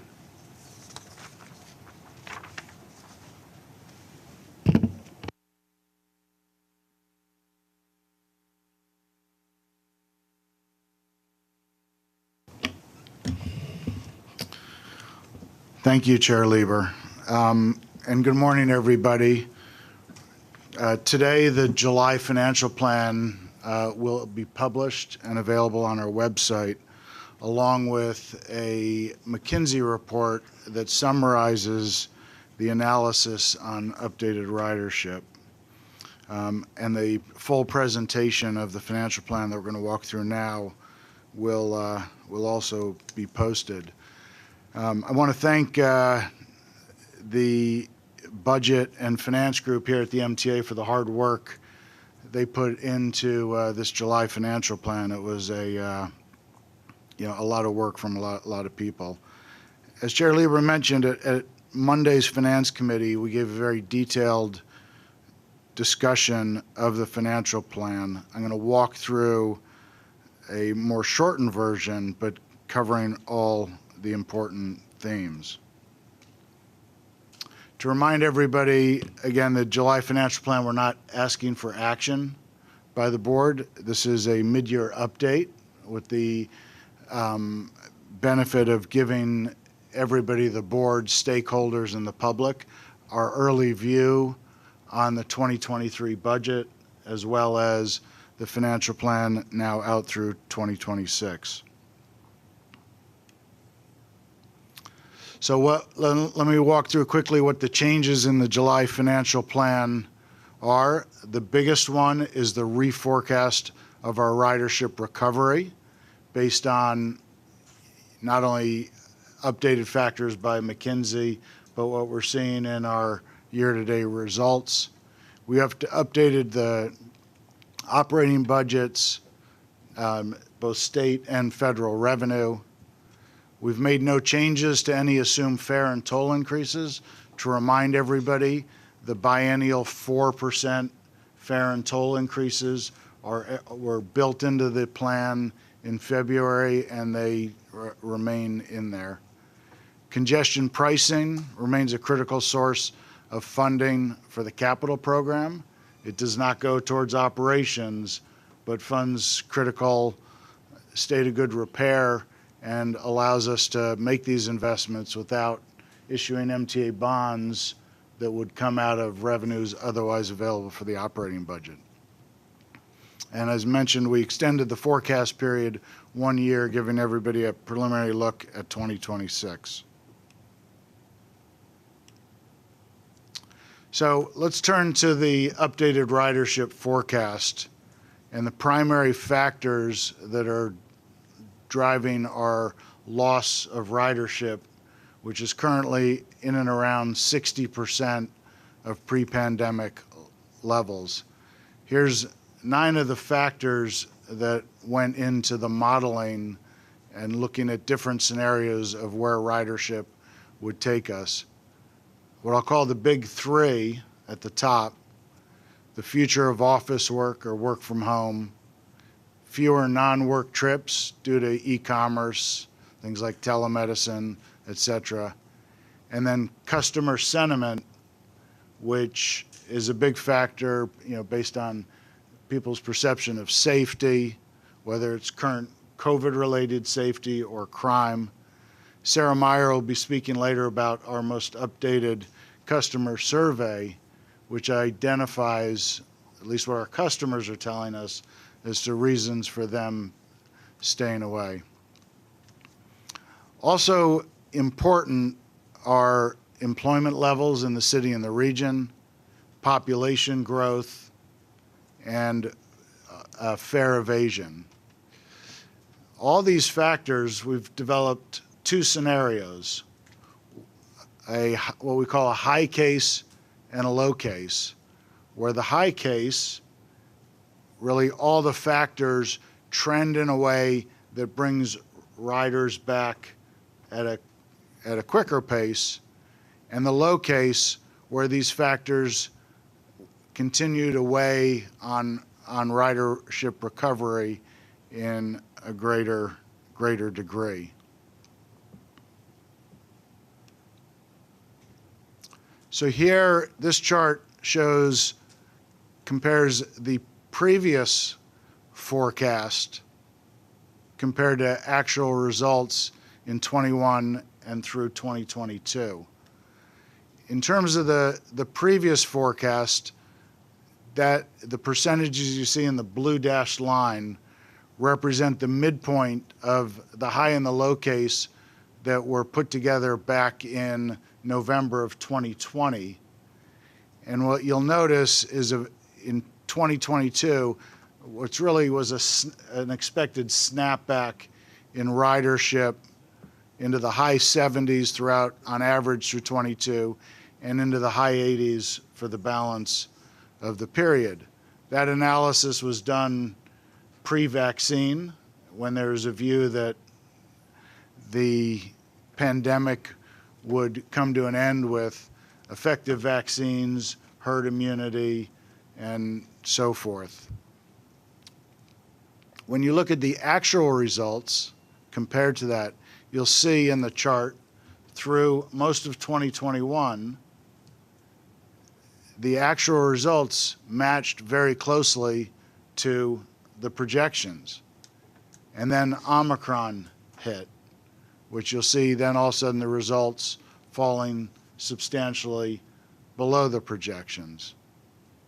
We've recovered from Omicron, but now, as you'll see from the actual line, we've somewhat plateaued in and around just north of 60%, still dealing with variants rather than a clean herd immunity, more entrenched factors that we went through, like the work from home is more entrenched than it was really believed was going to be the case back in 2020, and other reduction in non-work trips.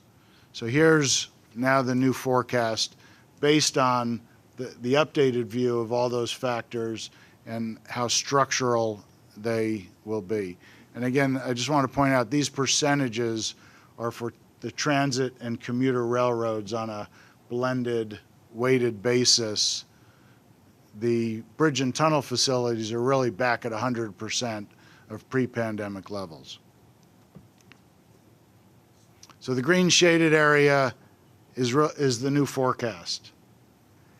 And the top line of the green area is the high case, and the bottom is the low case, and the dark green in the middle is the midpoint between that. And so as you'll see, it's a much lower and slower recovery percentages. Again, these are all based on as a percentage of 2019 ridership. And so what you'll see is expecting on average just below 70% ridership in 2023 as in the midpoint, growing to roughly 80% out in 2026. One thing to point out, to get that recovery along that midpoint isn't just going to be based on, will workers come back and work in the office 3 days a week versus 2 days a week. It really takes improvement on all the factors. Stronger return of retail, a big driving, better customer sentiment, feeling safer in the system, good underlying employment and population growth in New York, not I would say realistic growth, because we know where the numbers are, but we won't achieve the growth and the return of ridership unless all those factors contribute in some way. If they don't, we'll really be more along the low case path. So what does this mean for our deficits? So this chart shows what I call our underlying annual deficits, and they've increased. And so what you'll see here in 20 and 21, those are actual results. And then in 22 through 26, the dark red shows what our projected underlying deficits were based on the old forecast. And then the additional red added show the growth in the deficits based on the newer expected lower ridership. Now, all these underlying deficits are before the application of the federal aid that we've secured to really fund these deficits. So what you'll see just quickly on the growth in the deficits, it's roughly about cumulatively $3 billion, reflecting $4 billion loss of revenue, and then other changes that offset that. Importantly, given that the deficits have increased and we have less ridership revenue this year, next year, and the following year to offset our expenses, what that means is under the current framework, we would consume and spend the federal aid earlier and in greater amounts to fund those deficits. And so what this chart shows is that the federal aid that we've secured would still be sufficient to cover these deficits through the end of 2024 with a small amount left over, but essentially we now have unfunded deficits in excess of $2.5 billion in 25 and 26 and thereafter. And again, that's a year earlier. Before, based on the old forecast, that federal aid would have covered all of 2025, and now it only covers through 24. I do want to point out that we've moved a year shorter in literally, 5 months of forecasting. There are a lot of risks to these deficits. Clearly, the big risk to the overall financial plan is finding ways to deal with these deficits. But there's risks that could cause these deficits to grow. The biggest one, if ridership doesn't recover to that midpoint, we'll have bigger deficits over the next couple of years, which means we'll run out of federal aid sooner. It won't last us through the end of '24. Inflation's a risk. We have labor negotiations coming up next year. Recession's a risk. You know, a large part of our revenues that go into keeping these deficits small are the dedicated tax revenue. Any kind of recession or slowing in the economy could have a negative impact on that. Bottom line is the deficits could even be earlier than this illustrates.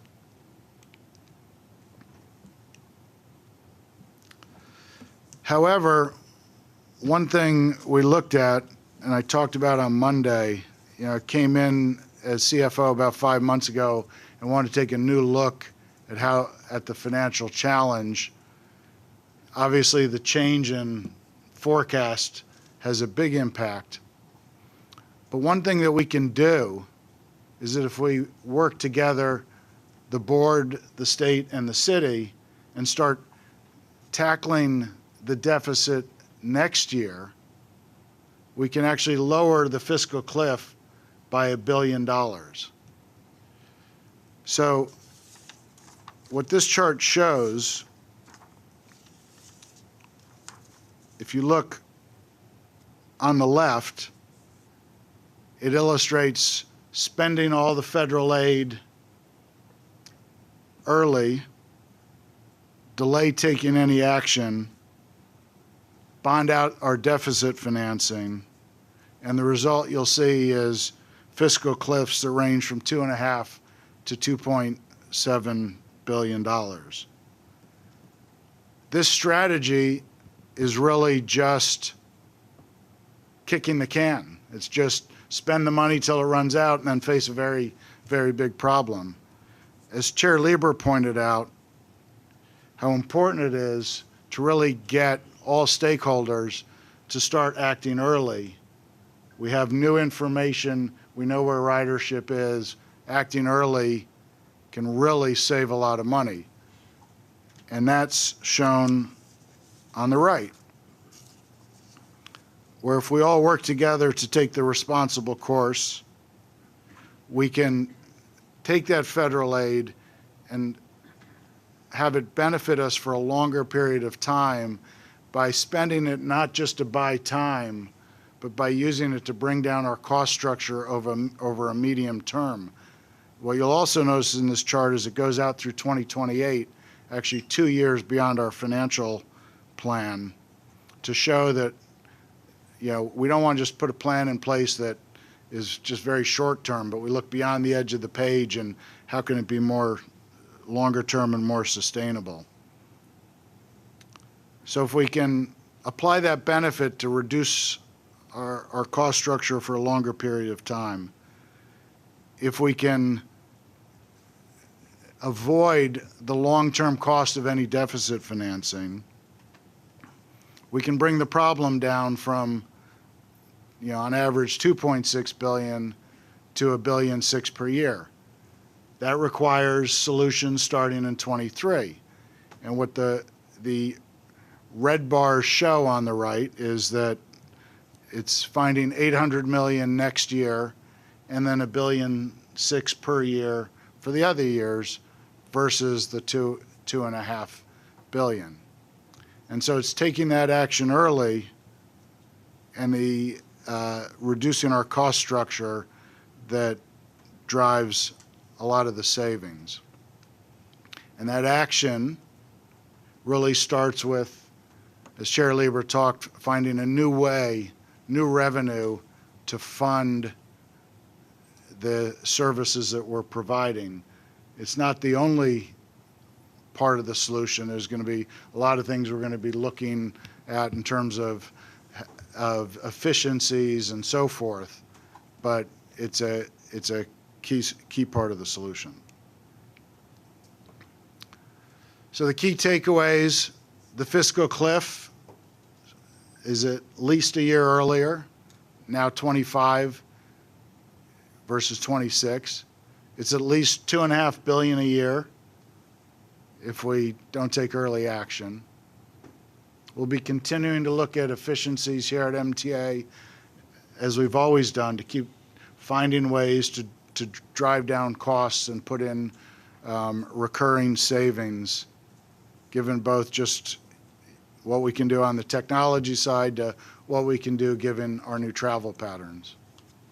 And again, this fiscal cliff can be reduced by up to $1 billion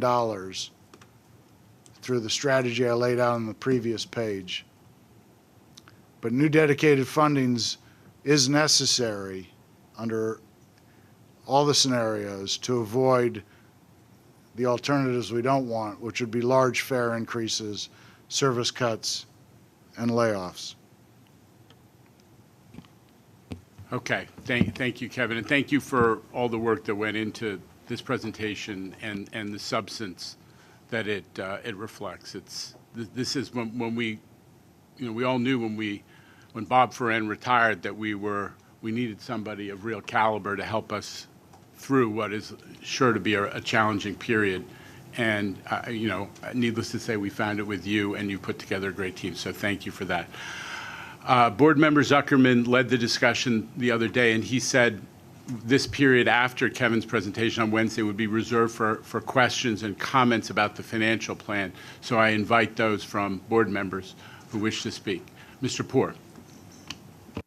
Yes, I just have a question. And those numbers you just presented to us, is that just the operating budget, or is that operating and capital? That reflects the operating budget. So the capital is, funded out of the lockbox, federal money. Congestion pricing, as mentioned, is an assumption in the capital program. What is included in the operating budget is the debt service on MTA bonds that are payable from either our fare box or our dedicated taxes. So we have about a $3 billion a year debt service bill currently that is debt service related to prior capital programs, and we're still finishing up some of the bonding of 2015 to 19. Fortunately, 2020 to 24 capital program, MTA bonds have been programmed to be the last dollars spent.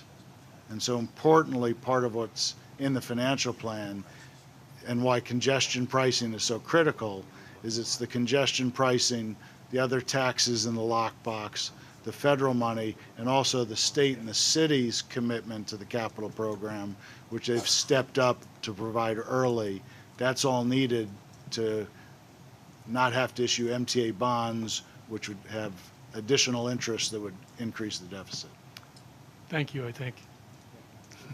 Other comments, questions? Okay. Mr. Zuckerman? Yeah. Hello. There you go. Thanks. Thank you, Chair Lieber. I want to second, first of all, Kevin and Jai put together a phenomenal plan. This is not easy. This is not a pretty picture, and you've presented it clearly, thoughtfully, and starkly, so thank you for that. Just a couple of comments I want to iterate, maybe more like questions for us to think about, because I think it's important that we have time to solve this. So I think it's better at questions right now as opposed to answers, and I certainly don't have the answers, but I'll just go in the usual order of a P&L: revenue, cost, and capital. So on the revenue front, you are pulling all the right levers operationally. Like, you're doing the right things. You're trying to get people in there. You're giving discounts. You're working on safety, and that's great. I don't know if we're going to get to even the numbers of McKinsey's revised assessments, because most of the things are not in our control. So ultimately, we have a question: if service stays where it is, so who's going to pay? And I think that's a fundamental question. I think the advocates would say the riders are sort of tapped out at this point, but we are going to have to look at everything. But ultimately, who is going to pay?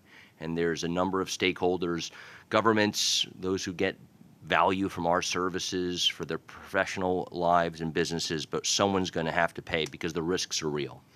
On the expense front, I think it's important to ask, if service could be reduced, well, what impact does it have on the cost structure? The reality is that our cost structure is mostly fixed.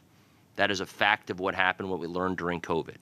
And the worst kind of businesses are ones that they're fixed on the way down, meaning when service goes down, and they're variable on the way up, meaning you pay more. We are sort of in that situation. And so how do we work with our union partners? How do we work with our cost structure to be less fixed than we are now? I'd like to be more, to use the business term, variable, meaning the costs go down when the service goes down. But that's not what we do. That's not us yet, and we need to get there. Because if we don't get there, we will continue to have this problem. On the capital point that's been brought up, yeah, of course, the capital comes from different sources. And I'm thrilled with what our previous governor, our current governor are doing. New York is changing dramatically, even though we don't own LaGuardia. God, that's a gorgeous site. Moynihan's magnificent. What we're going to do at Penn Station for the Bronx is incredible. These things have to happen and make New York better and better. But ultimately, as David Jones continues to remind us, we're at 17% debt service on our operating budget. That's not ridiculous, but it's not insignificant. It is a burden, and the more we build, the more it will be taxed there. So how are we going to solve that problem? Those, again, are questions. I hope as your finance chair, I continue to play a role in asking those questions, but I have almost no control over that, how to solve it. We don't have that much control, frankly, over how to solve it. So we will be looking, yes, I'm looking at you, sir. We will have to look at lots of different places for the solutions, and I look forward to working with our colleagues, the public, and those other stakeholders about how to do that. So thanks. Thank you, Neil, and proving out why we're lucky to have you as finance chair. So thank you for those comments. All right, we're moving on to another Chair. Member Valdivia. I'm sorry, Midori Valdivia online. I apologize, didn't see that. Hi, thank you, Chair. I appreciate it. So really appreciate the presentation. It was thorough. My question is, I thought the first time around we did see a variance between the McKinsey projection in scenario 1 versus what's happening today, mainly due to the Omicron surge, and I understand that. So now we're getting new scenario 2, and we're basing a lot of our deficit forecast based on this kind of McKinsey, the refinement of the scenario. So my question is, we did see that those projections were off, obviously, because of this kind of new situation. So are we comfortable in not forecasting the lower case? And maybe this is a clarifying question. Are we forecasting the low case that McKinsey has sent us? And are we, I am worried that we're still maybe being a little bullish, and I'm loath to ask that because I think, ridership is so critical here, but as a fiduciary, I think it's just our responsibility. So just checking on, are we using the mid case or the low case? We're using the mid case, but I just want to emphasize that we are making the McKinsey report, the findings of the McKinsey report public today. So Midori, on Wednesday, you raised the question, are we going to be able to dig into it? The answer is yes. And we should continue to have discussions about the accuracy and reliability of those projections. But back to you, Kevin, to answer the substantive question. Yes, you gave the correct answer. We are projecting the financial plan and all the revenues are based on the new midpoint, which is the average between the low case and the high case.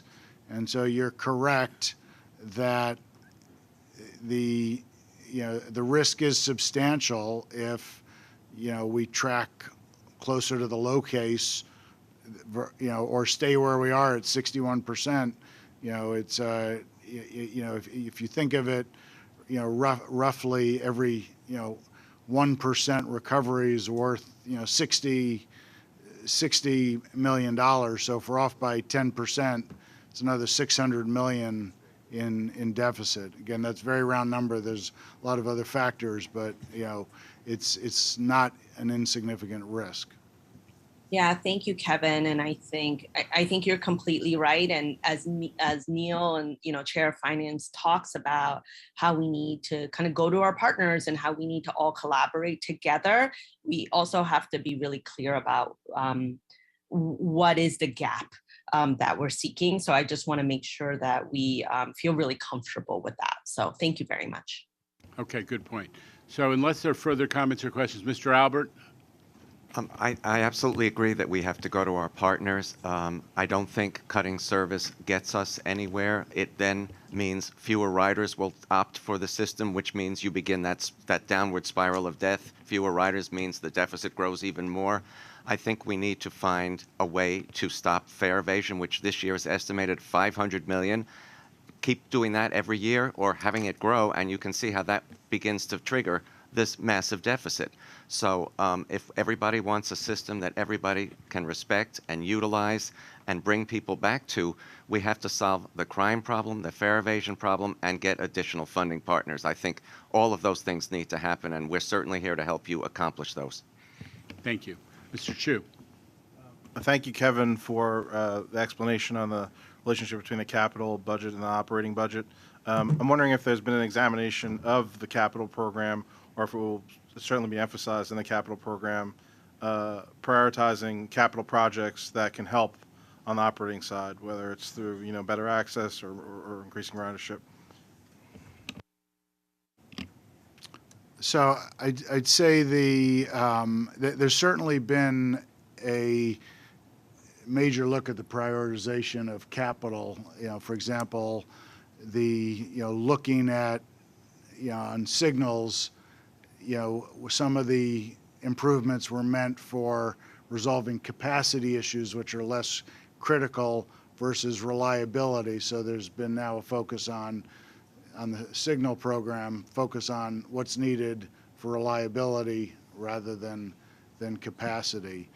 We do have a model that tracks our progress of state of good repair, and so it's critical to keep moving forward on reducing our backlog of state of good repair, because that leads to better service, lower costs, and so forth. So, up to 80% of our capital program is really core investments on state of good repair.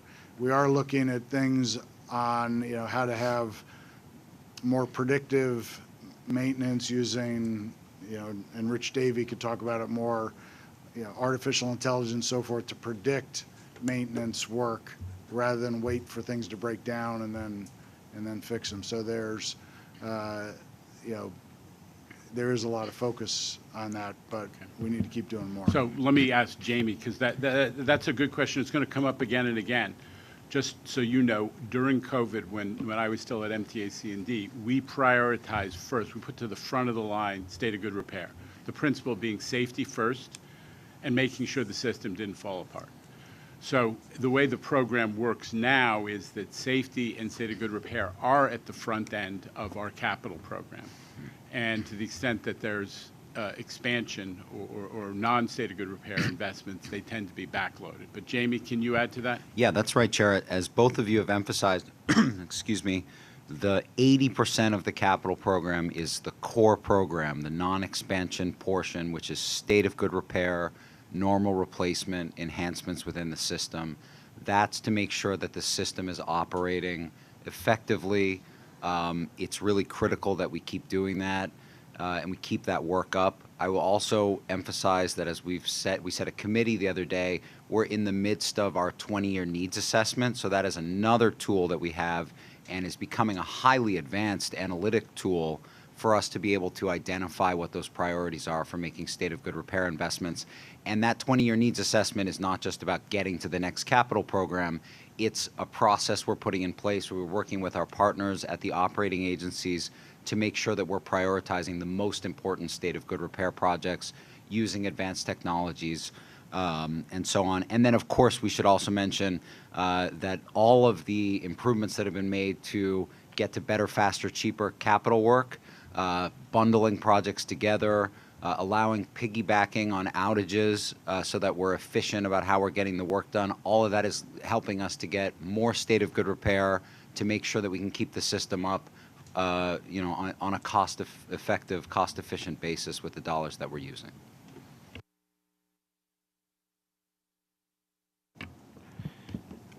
I didn't see this in the McKinsey report, and since it's so reliant on the ridership projections, if people aren't returning to work, you would see a similar pattern between TBTA customers and transit customers, but we don't, right? We're seeing a divergence where TBTA is almost at what it was pre-pandemic, and subway ridership is not. So presumably, unless the premise is that people that drive are all coming back and people that are taking transit are not, but we don't think that's the case either. So presumably, some people have decided not to take transit and are driving instead. So there's some segment of the riders that have shifted how they come into the city or how they go to work. Is there any analysis on what percentage? Because that's the group that you could potentially get back, and it would inform our ridership projections, right? Because these are a group of people who did take transit and now are not, and they're driving. Potentially, you could recapture that if you deal with some of the reasons why they are not.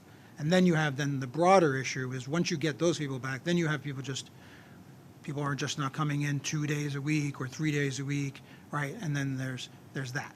So do we have, has that analysis been done? Or if not, could they do that? Because that, I think, is the group, right? The first group is some people just said, we're still coming to work. We're just not using the transit system any longer. Right. Well, Sarah may be able to cover that in some of the customer survey. For this analysis, we weren't able to do a survey of those using the bridge and tunnels specifically. But your point is, and part of what I was trying to, is correct in that the whole problem isn't work from home. If you look at the three big drivers, it's, work from home is about a third of those three big drivers, but also, sentiment away from transit, which increases, bridge and tunnel traffic, and the e-commerce, which probably has a bigger impact on transit use versus it does on bridge and tunnel, which is a big mix of, not only work, but also, weekend trips, family visits, vacations, so forth and so on. But it's a good point. We'll try to keep digging in to see if we can get more. So let's just answers. say that if we haven't fully explored that trend and psychology of that group of consumers, we're going to do it, because I think the point is well taken.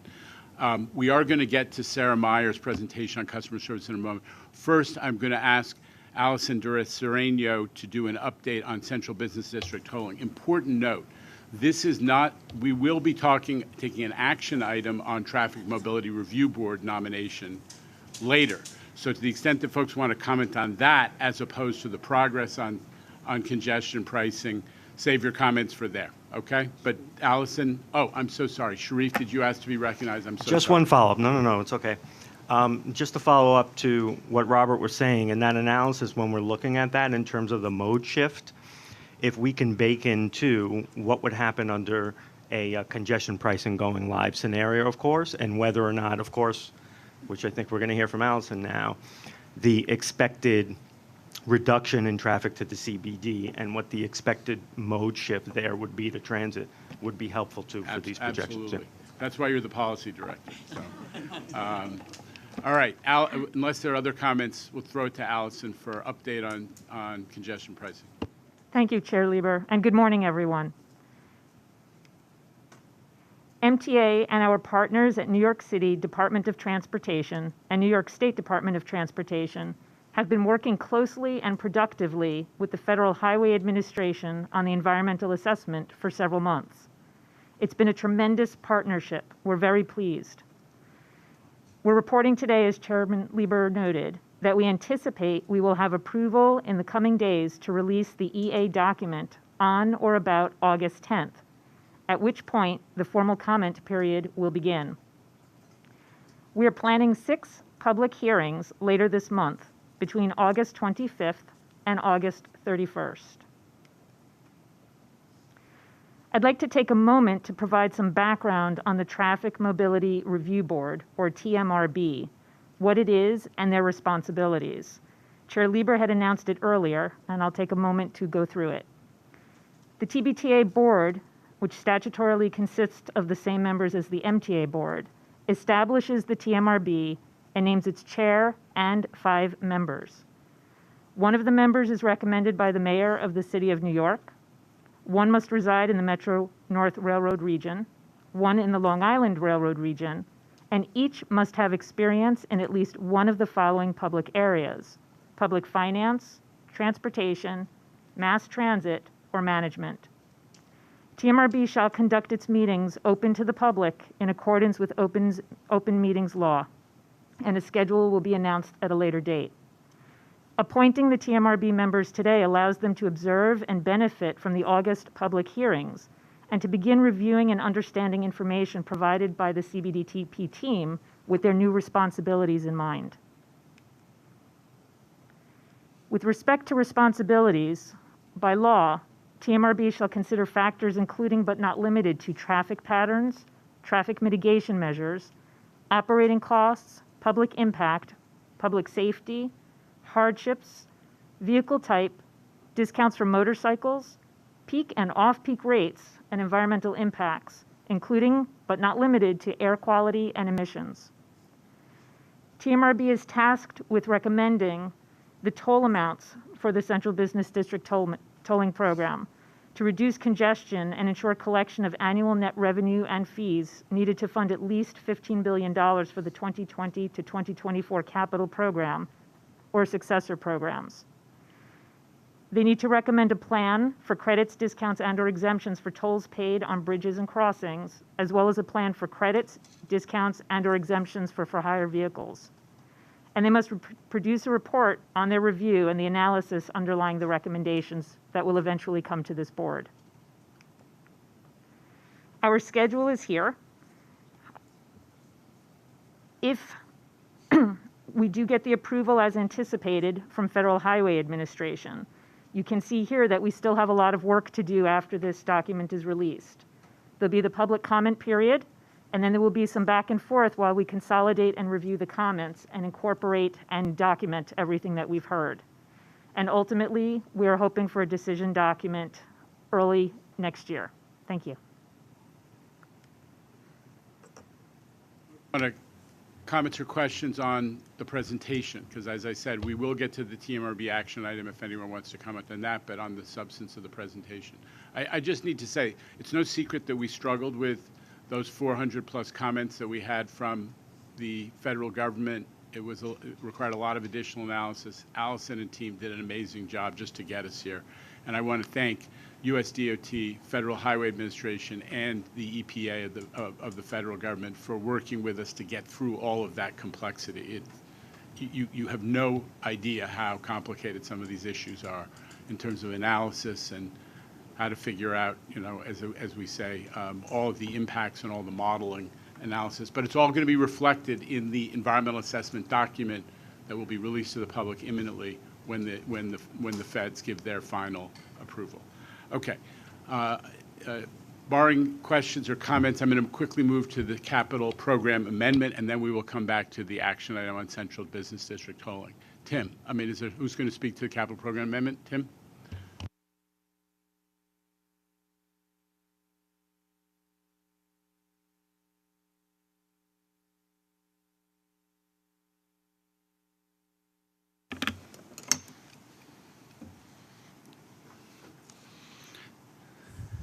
Good afternoon. We're requesting the MTA's board approval of the proposed amendment to the 2024 capital program that increases total funding to $55.442 billion and authorizes the MTA to submit the $52.116 billion capital program review board portion to the CPRB for its review and approval consistent with the recommendations of the Crow Forensic Audit and Public Authorities Law, Section 1269.B.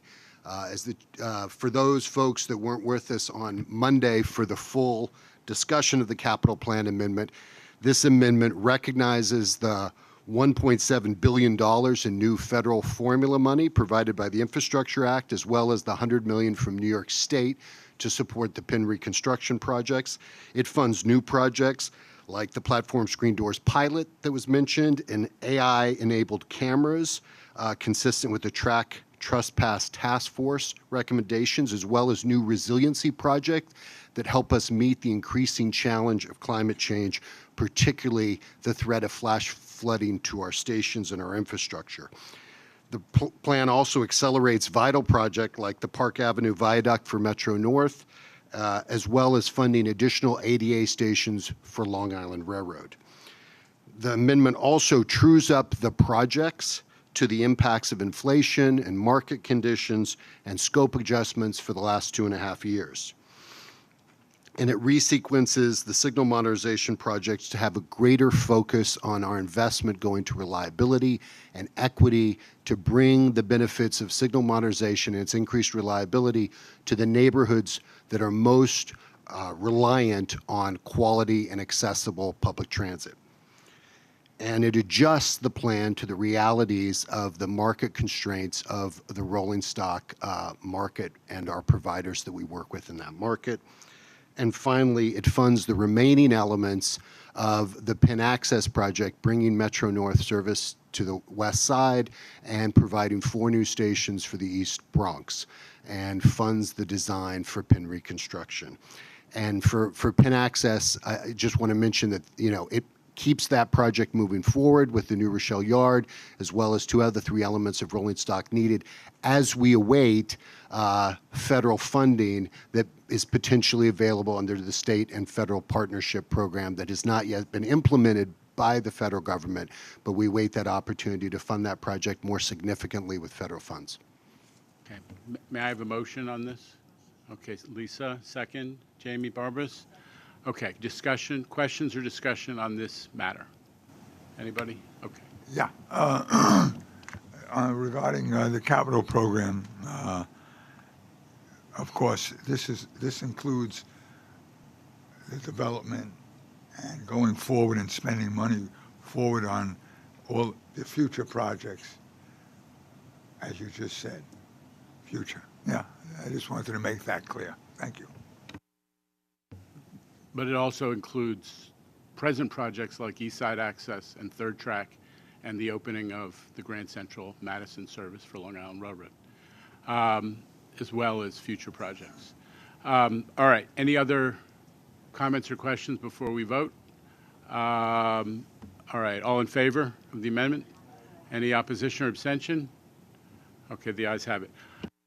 I am now known to be the worst choreographer of board meetings. I skipped over Sarah Meyer's presentation and we'll revert back. So Tim and Sarah are going to do the do-si-do. Sarah, I apologize.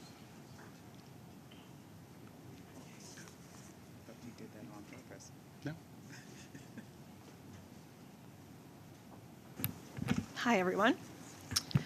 So as President Davey mentioned in committee on Monday, and seen in the Transit Committee books, a new monthly survey is now in place to keep a closer pulse of customer sentiment. I first need to thank the market research team, James Rubin, Janice Pepper, who took the lead on this, with assists from Pat Imbro and John Kaufman. We are working together to make sure that all MTA services now have access to important research like this. There is a ton of data included in the committee books, but wanted to just quickly review a few major takeaways with you all. From surveying 1,800 subway customers and 1,800 bus customers, we learned that 52% of subway survey respondents indicated that they were satisfied or very satisfied. Bus satisfaction ran higher at 67%.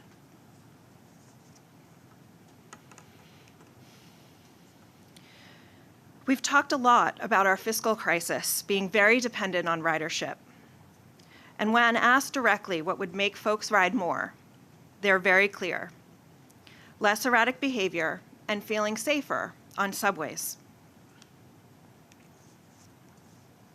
On buses, we don't have a similar safety problem to get folks to ride more.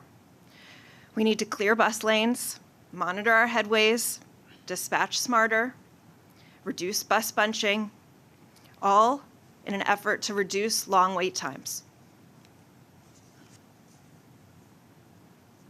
We've also been tracking riders' perceived safety on trains and platforms since early this year. Despite the efforts of the MTA and the NYPD, as well as the new administration, you can see in this chart that sentiment hasn't changed since February.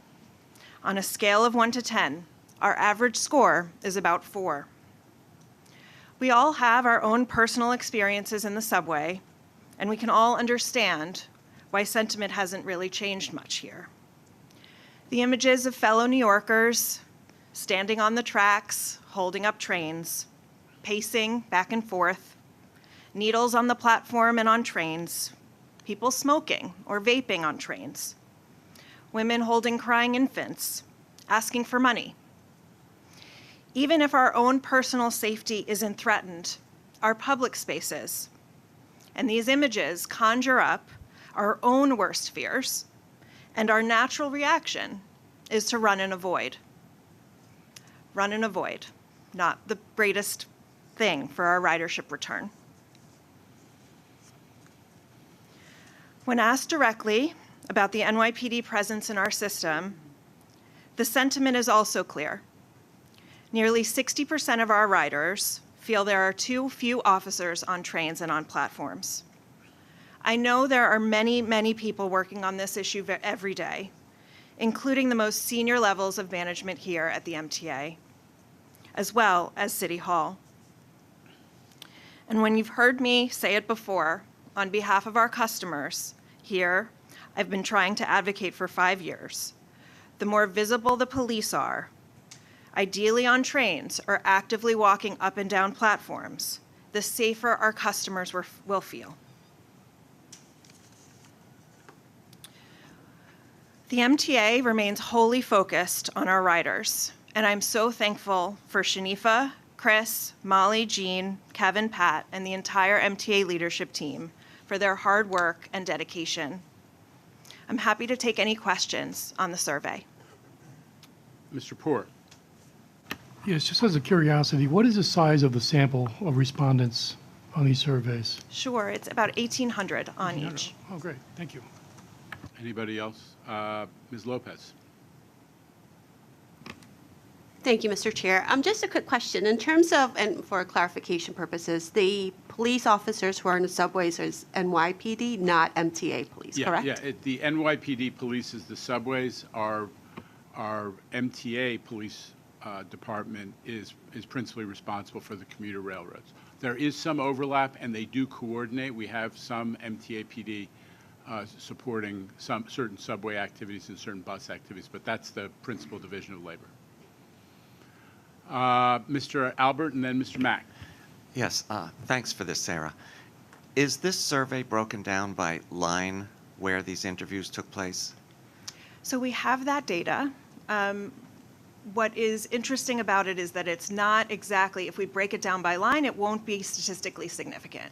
So we're going to rely on our biannual survey, which takes tens of thousands of respondents' info to make statistically significant line and station analysis. I mean, it would be helpful because you could, if one of the remarks was, you know, we think we need more service or we're not seeing enough police, that would give you an idea where we're talking about. So yes. But you do have that. Yes, we do. And I want to recognize Mr. Davey, the head of New York City Transit, is upping the customer survey focus. Rich, do you want to talk about that at all? Yeah, sure. I mean, as Sarah said, the biannual survey has really rich data, and we've been using that, for example, to inform the stations we're going out to talk to customers. We're actually going to the worst stations that perform the worst. The pulse survey is really just to see, are we moving the dial either positively or negatively, as opposed to waiting for the biannual survey. But the biannual survey does give us line by line, station by station, cleanliness, safety, onboard cleanliness. So that data allows us to be very granular and actionable, which we report to the chair on a regular basis too. Mr. Mack, did you have a question or comment? Yeah, just Bianca, just to let you know, we pay New York City Police to do the transit when we merged. Secondly, we do have MTA police and bridge and tunnel officers down there where they should be deployed on Metro North and Long Island Railroad. And of course, bridge and tunnels officers should be on the bridges and tunnels. Thank you.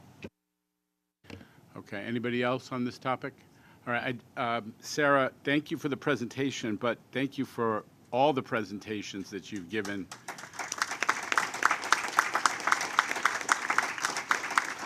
You have a fan club. You have noticed. This is the last board meeting that Sarah's going to attend after 5 years at the MTA.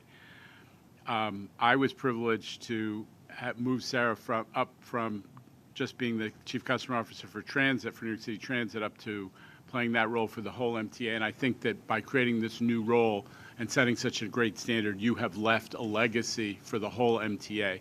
And obviously, the way you were regarded by the ridership and our stakeholders is also a super high standard. So I need to thank you for that. The MTA is a better and more thoughtful organization because of your work. And needless to say, you know, we're all looking forward to seeing your next chapter. So don't go far. So let me also, just for continuity's sake and information, let folks know that stepping in to replace Sarah on an interim basis is Shanifa Riera. Where is Shanifa? Shanifa, please stand and be recognized. Shanifa is going to be the acting Chief Customer Officer. She's already the MTA Senior Advisor for Policy and Communications. She has a lot of experience talking to all kinds of people, and we've all learned a lot from Sarah. So we're thrilled that Shanifa has agreed to take this on while we are obviously recruiting for a new Chief Customer Officer. So I just want to say thank you on behalf of everybody at the MTA for everything you've done, and I have a feeling that this is not the last that we at the MTA are going to see of Sarah Meyer, so thank you. Hayda Mihalcis, you wanted to be recognized on this topic as well. Yes, so Sarah, just on behalf of the board members, for the last 3.5 years that I've been on the board, you've become the cheerleader for the MTA. You've always, whether it was giving out masks or trying to navigate, you know, our Twitter page or anything, you've been amazing. So thank you for, from all of us, and looking forward to working with you again. So now switching back to the much more mundane matters and ones that may provoke less unanimity, back to Central Business District tolling. I think Allison's presentation told you what the TMRB is meant to, is statutorily empowered to do and why we are impaneling it now. I've explained that. I've also explained, and again say it, that the purpose of this board is to do analysis and to give us recommendations for that the board will accept or reject or modify at a future time after the federal environmental review is completed, which is, you know, somewhere in the range we hope and expect of 6 months off. So, we have distributed a we call a staff summary, the sort of the paperwork. I know this came late, but this is what we call a walk-in. And we've told you who we propose to put on this board. And so I would take a motion for the approval of the proposed membership of the TMRB, and of course we'll have discussion once the motion is on the floor. Is there a motion? Mr. Albert has a motion. Ms. Mihalcis has a second. Discussion of the TMRB membership. Anybody? I think I should recuse myself. You should. Yeah. Yeah. Okay. I'm the longest serving voting member on this board, so I actually touched a number of those board members being proposed. John Banks was kind enough when I first joined the board before he left, because he was a Bloomberg appointee, to have coffee with me, and he was lovely about sharing his experiences. Scott Reckler, who you've praised many times for his cost work, I think is a very thoughtful builder of this city. Carl Weisbrod has given me both wisdom and jokes about Mayor Koch that I was actually telling Sammy one of the jokes the other day, and his thoughtfulness, the number of boards he touches in the city, whether Governor's Island or New York Public Radio, I think he is an extraordinary choice. So just at least for those board members, and of course Elizabeth, who I've just gotten to know, is a very thoughtful person who reflects many important stakeholders. So I'm thrilled that you've picked so many, or whomever's picked so many thoughtful people who have been on this board, who understand our condition and our situation, and I'm wholeheartedly supportive of these individuals.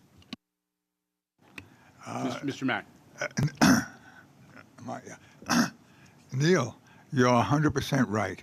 Every one of these candidates I have personally been with, oh my God, I guess maybe 20 to 30 years as a minimum. And again, when I served on the board from 1982, that's a long time I'm here. John Banks, all of those candidates are great. That's not my problem. My problem is that if we vote to put this board forward currently, we are just moving the process of congestion pricing forward at a time when you have inflation, 9.1%, retail price index 13% rise. Today, I am sure there will be, without a doubt, I'm sure there will be a half a point or 3/4 of a point increase in the prime rate, which, as our financial man said, what the heck is that going to do with our bonds? Pay more. This board is comprised of excellent people. That's not my problem. My problem is that I think that what we should do is put a hold on any further implementation of time, money, staff for congestion pricing. Very, very important. We should also look at what we can do with cutting back temporarily on the capital programs. Office space is 20% vacant currently. Restaurants, as of June 30th, are 34% down in reservations. This is not something that is an MTA matter. This is a matter that we should look and take in stride, put it off, whether it's a month or two, and see where we're going. In September, you will have another raise in the prime rate. That's going to be our bonds again. You heard services, but we can put that money from capital and not waste the money on using our staff and our resources, and it is all ours. I don't care which way Jano paints it, it is ours. We're going to be paying the toll. I commend us looking for other resources regarding the deficits. But you won't have those big deficits if you look at the capital program to where we can cut it back. I can go on and on and on, but the economy speaks for itself.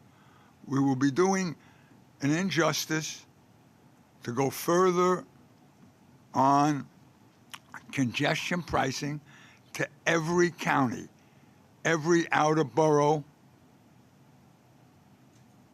in New York, forgetting about our neighbor in Jersey. Their governor has spoken. And I just think at this moment, we don't have to kill it, but I would put it on hold. We're going to go forward. We are going to spend a lot of money in lawsuits, whether it's from New Jersey, who knows? And who knows if this will ever go. 6 years ago, it was a different story. Maybe it was a viable way to get more funding. I had recommended other ways to no avail, but I'm not going to go into that right now. I just think that under current conditions, economic conditions, borrowing, bonds, our service, keeping it safe, do we all see the television, how these two young kids attacked these police officers? Forget the attack. Where's the respect of law and order? That's what we have to look at, not congestion pricing. And I say this to you all. Do you all have kids? You want to send them on the bus or the train?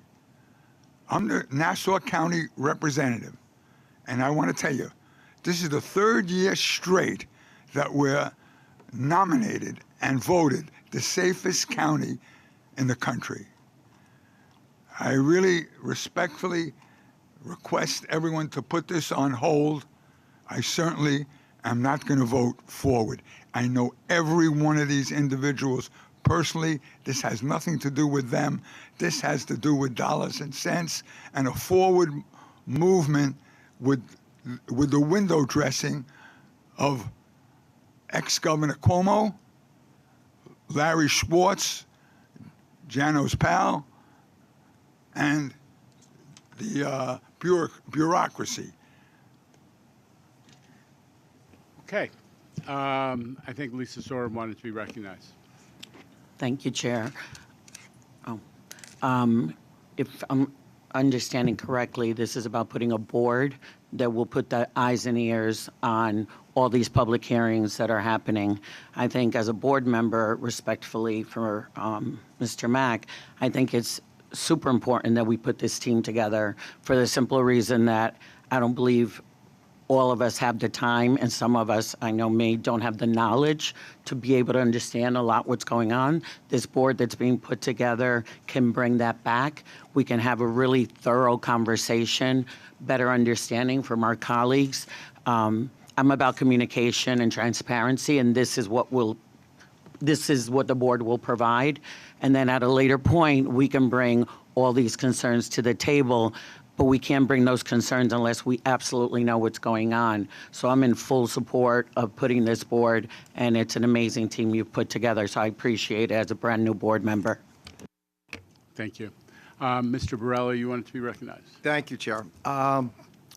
My comments are directed not at the members that were chosen, like has already been said, but the omission.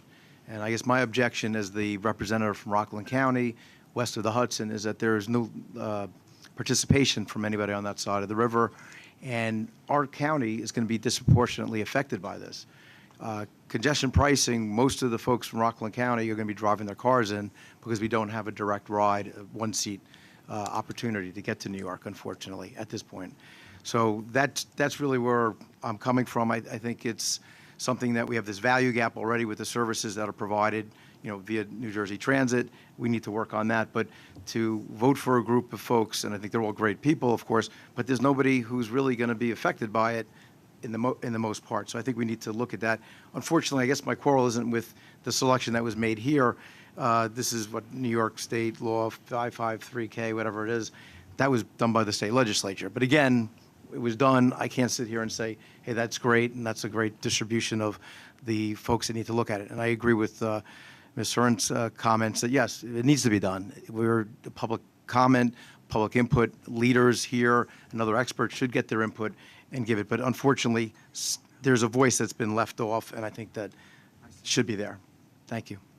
Okay. Other folks who wish to be heard on this topic? Chair, this is Midori. Midori. Thank you, Ms. Malavivia. Yes, thank you, thank you. So I think the impaneling of this board represents a critical next step forward.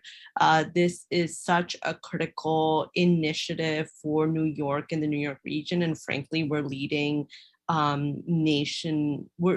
nationally, and I think that's why it's so important to have this kind of debate that will take place on the board, when the TMRB board, when it's established, when staff can go to them and consult them and provide their best technical and best recommendations based on community outreach, engagement, the public hearing process. So I am in full support of this. And yeah, at the end of the day, this is really about how do we center mass transit in a world where the climate crisis is here, and in a world where we are in a climate emergency. We see that with, the massive heat wave that just happened in New York City. So, it's so important that we support transit right now, and that's what congestion pricing does additionally. So, so critical, very supportive. So thank you very much for taking this critical step. Okay. Other folks, any other voices wishing to be heard? Okay, I'm going to call for, we have a motion on the floor. Mr. Poor. Sorry for being so late on the draw there, but I just want to talk broadly about revenues generally for MTA. And if the congestion pricing vote was today, I'd vote against it. I don't think it's a very good tax. I don't like it. I don't think it's fair. I don't think it's going to accomplish what it needs to accomplish.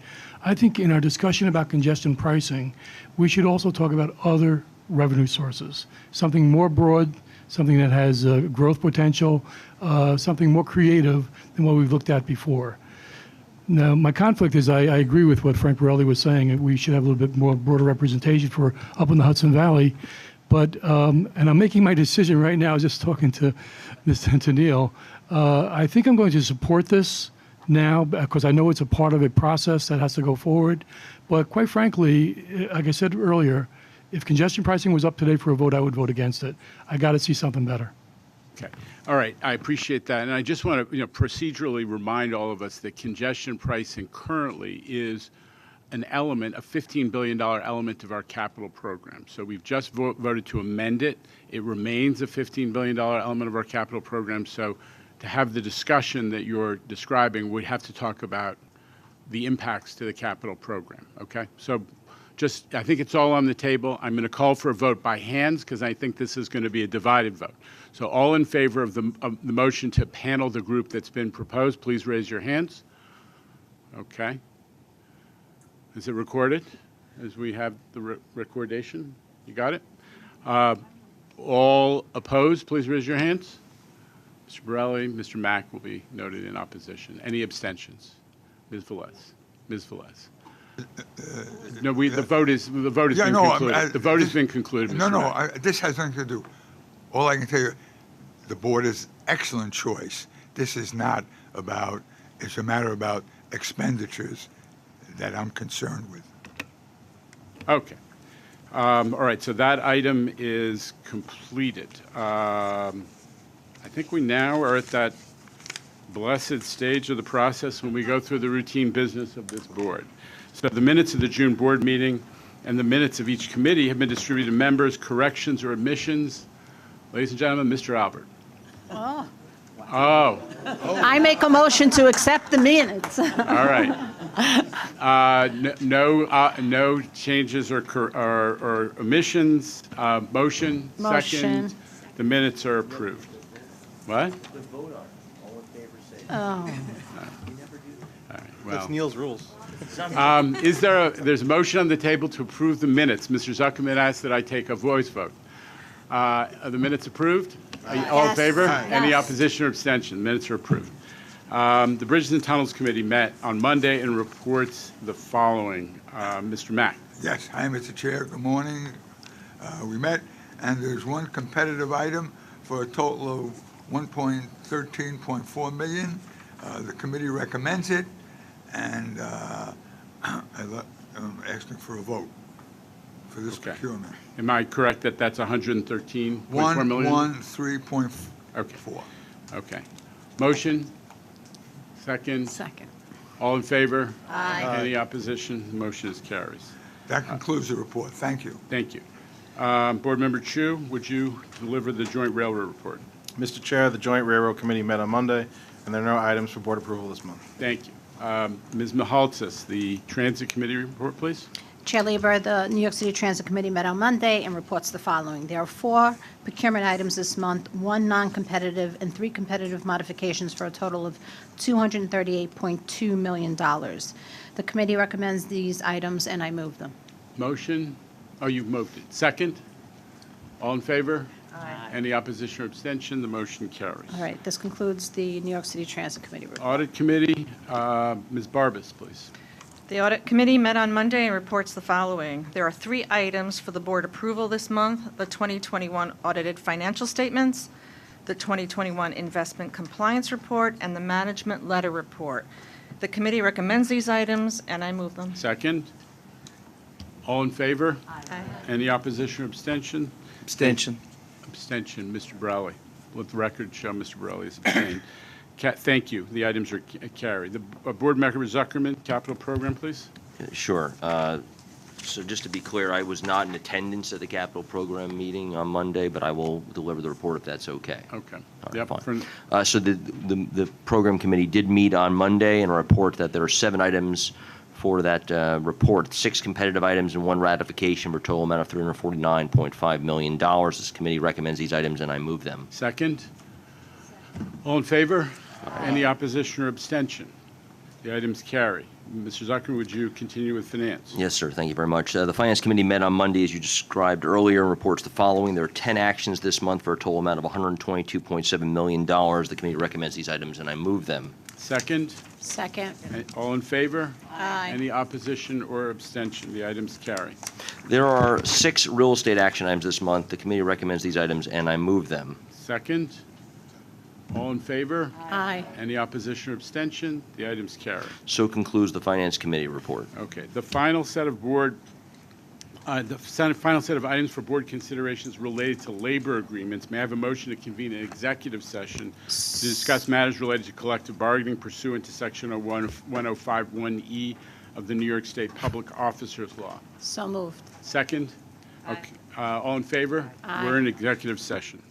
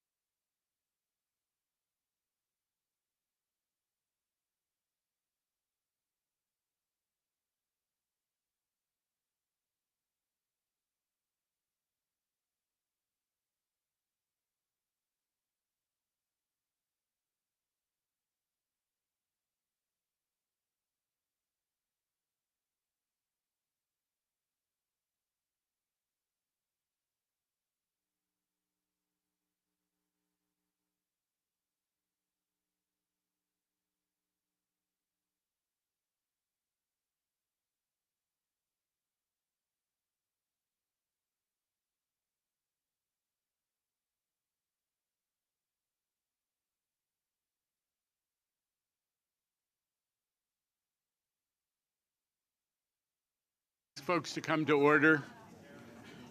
I'll just say it for the record. While we're in public session, in executive session, the board discussed and voted affirmatively on labor agreements between MTA and various labor unions.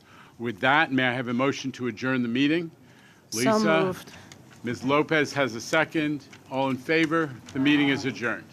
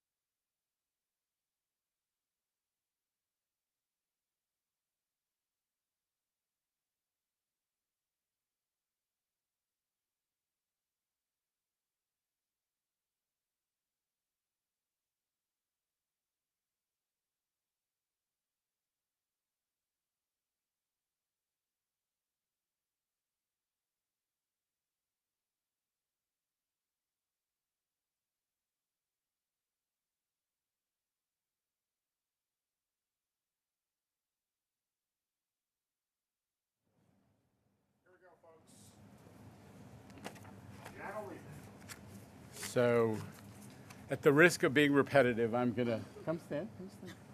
I'm going to take the privilege of thanking Sarah again. You know, when I got to the MTA, Sarah was just joining up. We came about the same time, and she became a legend at New York City Transit. I brought her upstairs to do what she had done for the whole Transit for the whole MTA, and you know, all of you guys, the press speaks to all of the New Yorkers, and one thing New Yorkers have noticed about the MTA is we developed a way of communicating that was a little different, a little less bureaucratic, and more customer friendly, and occasionally a little humorous. And that was because of Sarah and her team. And we also have become much stronger, I think, and it's a huge piece of what we need to be doing at communicating service to customers and communicating to customers about what's going on. We heard a little bit today about how we're doing better on talking about which stations are ADA accessible, and letting customers know and letting them know when God forbid, elevators are out, so they don't get stuck in stations that don't have vertical circulation for those that need it. And again, that was Sarah's work. So we set a very high standard and a great spirit you brought up to the whole MTA when you joined the headquarters as first MTA Chief Customer Officer.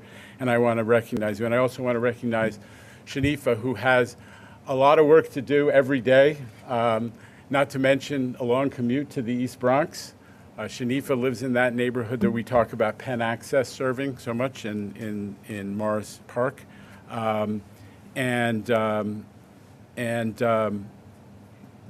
just thrilled that you agreed to take this on while we find somebody hopefully up to the Sarah Myers standards. So another just acknowledgement to both of you of your contributions. So thanks, and I'll let you release you to step away and just talk. I mean, obviously, two big things happened today at the board meeting. One was the financial plan, which is something we've been talking about and messaging for a little while, which is the MTA is facing existential financial issues brought on by COVID. Let's not, you know, there are a lot of different things we can talk about. The bottom line is that COVID has changed ridership, and it's starting to look like some of that change may be permanent, and that we need to plan so that the MTA has a stable financial future. And we're trying to start the discussion. Part of my job is the MTA doesn't control all the decision makers. We're trying to seed the discussion so folks who ultimately will make some of those big decisions are aware and they have some information, at least they know what's coming. And the other piece, which was a significant positive milestone, was what we did on congestion pricing. Everybody has been worrying about the struggles that we were having getting congestion pricing through the federal environmental review. Well, with a lot of work by our team and a lot of help from the folks in the federal Highway Administration and the rest of US DOT and US EPA, we actually did overcome a lot of those hurdles. We got it to the point where we're now releasing that document, which everybody has been waiting for, so that the public can comment, and we will be doing hearings. So this was a milestone that we've been pushing for, and it's sort of the third round of our back and forth with the federal government. And it hopefully will lead to a final federal approval. No one understands that, you know, this process is very involved, but what it allows us to do is to head towards a final federal approval targeted, we hope, for sometime at the end of 2022, which will allow congestion pricing to be implemented in 2023. And that's the build out of the cameras and the whole back office system and so on. So big breakthrough on congestion pricing, and it was time to impanel the so-called TMRB so that they could start their work in that connection. So those are two big milestones. Let's take the questions of our friends in the press. All right, first one today is from NJ Burkett of Channel 7 Eyewitness News. NJ. Tim, thank you. Mr. Lieber, now that you've reached an understanding with the federal government, would you say that the biggest obstacle to congestion pricing in New York City has now been removed? Yeah, we have a lot of process, and we still have to complete the federal environmental process and get a finding from the feds of no significant impact so that they allow us to move forward from an environmental point. But congestion pricing, is on track to be executed and implemented, I should say, in 2023. It's the right thing for New York because we all know that the central business district is choked. We don't have room for buses. We don't have room for police vehicles. We don't have room for paratransit, and we don't have room for Amazon and all the e-commerce that's going on. We need to make sure that the central business district can function and that we can keep our air quality. Congestion pricing is going to help us do that. But the biggest obstacle, in your opinion, has now been removed? You have obstacles, you've got again, challenges ahead. we still have to get through the final phase of the federal review. This is a very significant step forward, overcoming big hurdles. We got another phase. We have to get to the final federal blessing. We think that's going to come at the end of this year. All right, we're going to work our way down the mezzanine. Andrew Siff of WNBC. Andrew. Mr. Chairman, two quick questions. The first is, following up on what NJ asked, what would you tell people watching at home about when will be the first time they're driving south of 60th Street and have to pay a toll? Sometimes toward the end of 2023 or the early part of 2024. I hadn't heard you say 2024 on that until just now. Like I said, sometimes toward, again, we're dependent on when that federal environmental review comes and ultimately when our TMRB recommendations come to the board and are adopted or acted on by the board. My second question is about the fiscal cliff. In terms of a fare hike, I know that it was mentioned at the board meeting today that the final financial plan will be addressed in November and then voted on in December. But will that plan include a fare hike for March of 2023? Well, the last two fare hikes that have been scheduled by the MTA have been made unnecessary by Governor Hochul. Governor Hochul invested additional money in the MTA's operating budget as part of her 2022 budget so that we wouldn't have to have a fare hike. But the history has been the MTA always schedules a 4% fare increase every 2 years. That's been the pattern for over 10 years, and we're probably going to continue to do that. But don't rule out leaders like Governor Hochul intervening on that question because obviously the leadership in Albany is going to have opinions on that issue. But you would say at this point, barring that, probably. I'm not going to characterize it. In the past, MTA has maintained the pattern of, small fare hikes every couple of years, just to keep up even partially with our labor costs. And that's our default setting. But we work with all the other stakeholders, especially the governor, to see whether that's necessary. The last 2 years, Governor Hochul's made that unnecessary. We haven't had to have a fare hike. All right, moving down, this is Nia Clark with Spectrum One, New York One. Hi there. Hi. When do you expect or hope to have the final recommendations from the TMRB? My expectation is that it will come after the final federal environmental approval, because that federal environmental approval, which is slated hopefully to come, again, they have to make the decision, but at the end of this calendar year, at the end of 2022 or early 23, that will have information in it that may impact on what the TMRB recommends. So that, we're looking at sometime in late 23 or early 24, depending in part on when the federal environmental review final approval comes. So specifically, you expect to have the board's recommendations by late 2023? No, I think probably early 24 after like I said, after that federal stamp of approval for our environmental review comes across. I guess I'm a little confused because I thought you were hoping to have congestion pricing implemented by the end of 2023.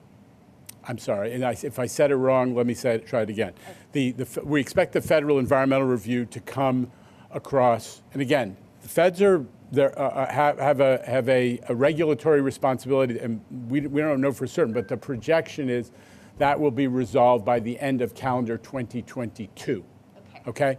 Then we would get the recommendations from the TMRB, which may have to factor in some of what comes across in that final federal ruling in the early part of calendar 2023. Did I clarify? Yes, thank you. Okay. And then what would you say to New Yorkers who are already obviously feeling the financial pinch, with inflation and rising costs of almost everything?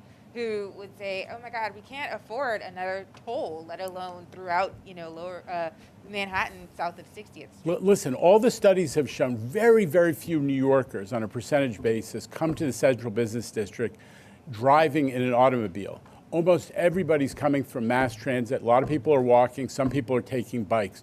So this is going to affect a relatively limited number of people who are disproportionately better off. And the other thing is we're trying to protect the functionality of the Central Business District for everybody. Everybody needs the police to be able to get to an emergency. Everybody needs buses to be able to get around. Everybody needs those paratransit vehicles and delivery vehicles to get around.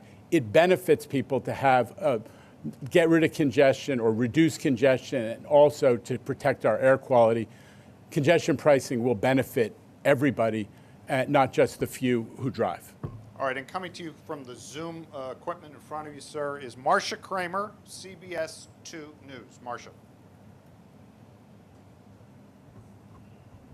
Marcia, just unmute if you would. Hit the unmute button right there, and we'll be able to hear you. There you go. Thank you.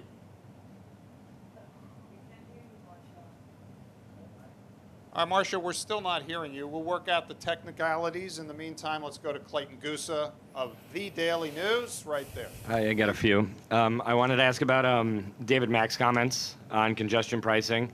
Do you think, and I got a few questions on this and a couple other topics, but do you take those as face value, or do you take that as retaliation against you taking away his parking permit? Listen, congestion pricing is way too important to be looked at as a personal issue on any basis, and I'm focused on moving the process forward and making the case for it. Congestion pricing is going to benefit the overwhelming majority of New Yorkers. That's what I'm focused on. Governor Hochul has been a great supporter. We're making huge progress. This couldn't be a personal issue. It's way too important. Okay. And then just, along those lines, Newsday reported that last month he shoved one of your staffers in a tirade. Is this someone that, in your opinion, should continue to be on the MTA board if he's apparently assaulting your employees in here? Listen, the question of behavior of any board member is a serious one. But at this point, he's confirmed by the Senate. And he's on our board, and we're going to work with him as professionally as we can. How he behaves is really up to him. Can you just describe what the shove was? I'm not going to get into things that happen at sort of on a personal level.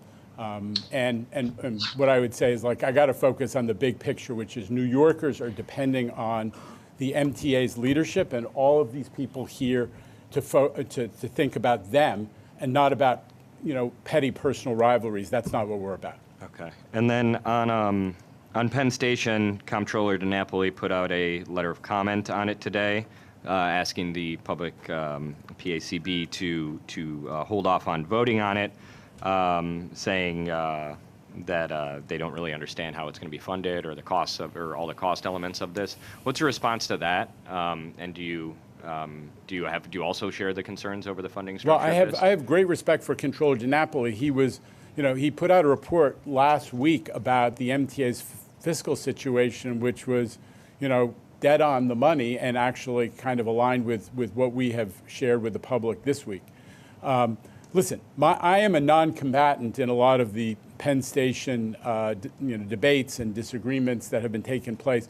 All I know is it is so urgent that we get to work fixing Penn Station, because you cannot waste that window of opportunity between the completion of East Side Access, which will allow roughly half of the Long Islanders to move across to Grand Central. And by the way, save 40 minutes a day. Those folks are going to benefit hugely. And the connection to Grand Central is going to increase property values, as has been shown again and again.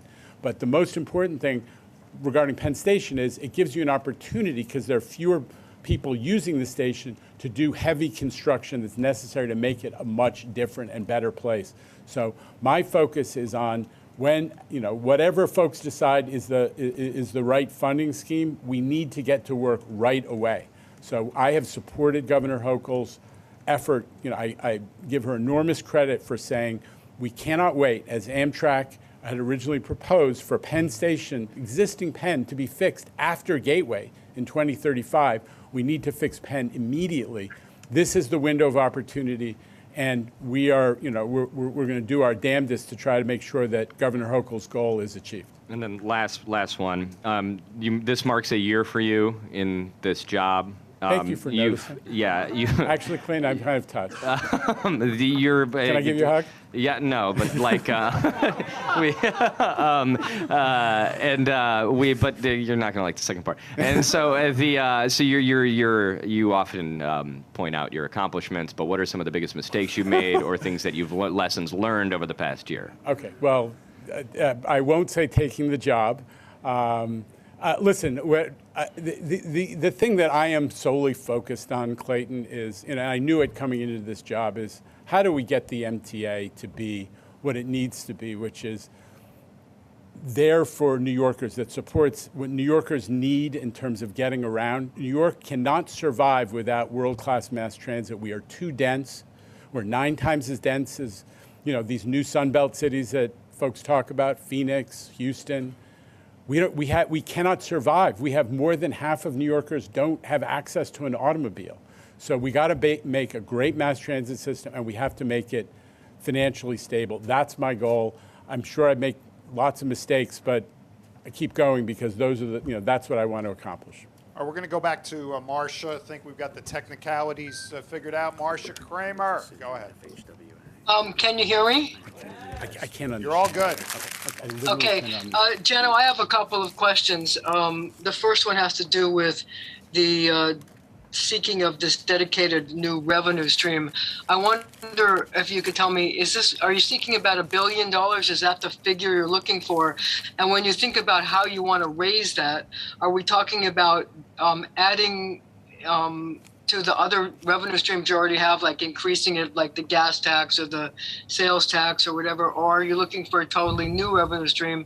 And what ideas are you looking at as ways for how the state could give you some more money? Marcia, honestly, it's premature to talk about specifics. The first step is for people to understand the scale of the problem and the urgency of the problem. That's what we did today and on Monday. What we're trying to do is to seed the discussion that will give answers to the questions you have posed, which are the right questions, which is how do we fill that gap?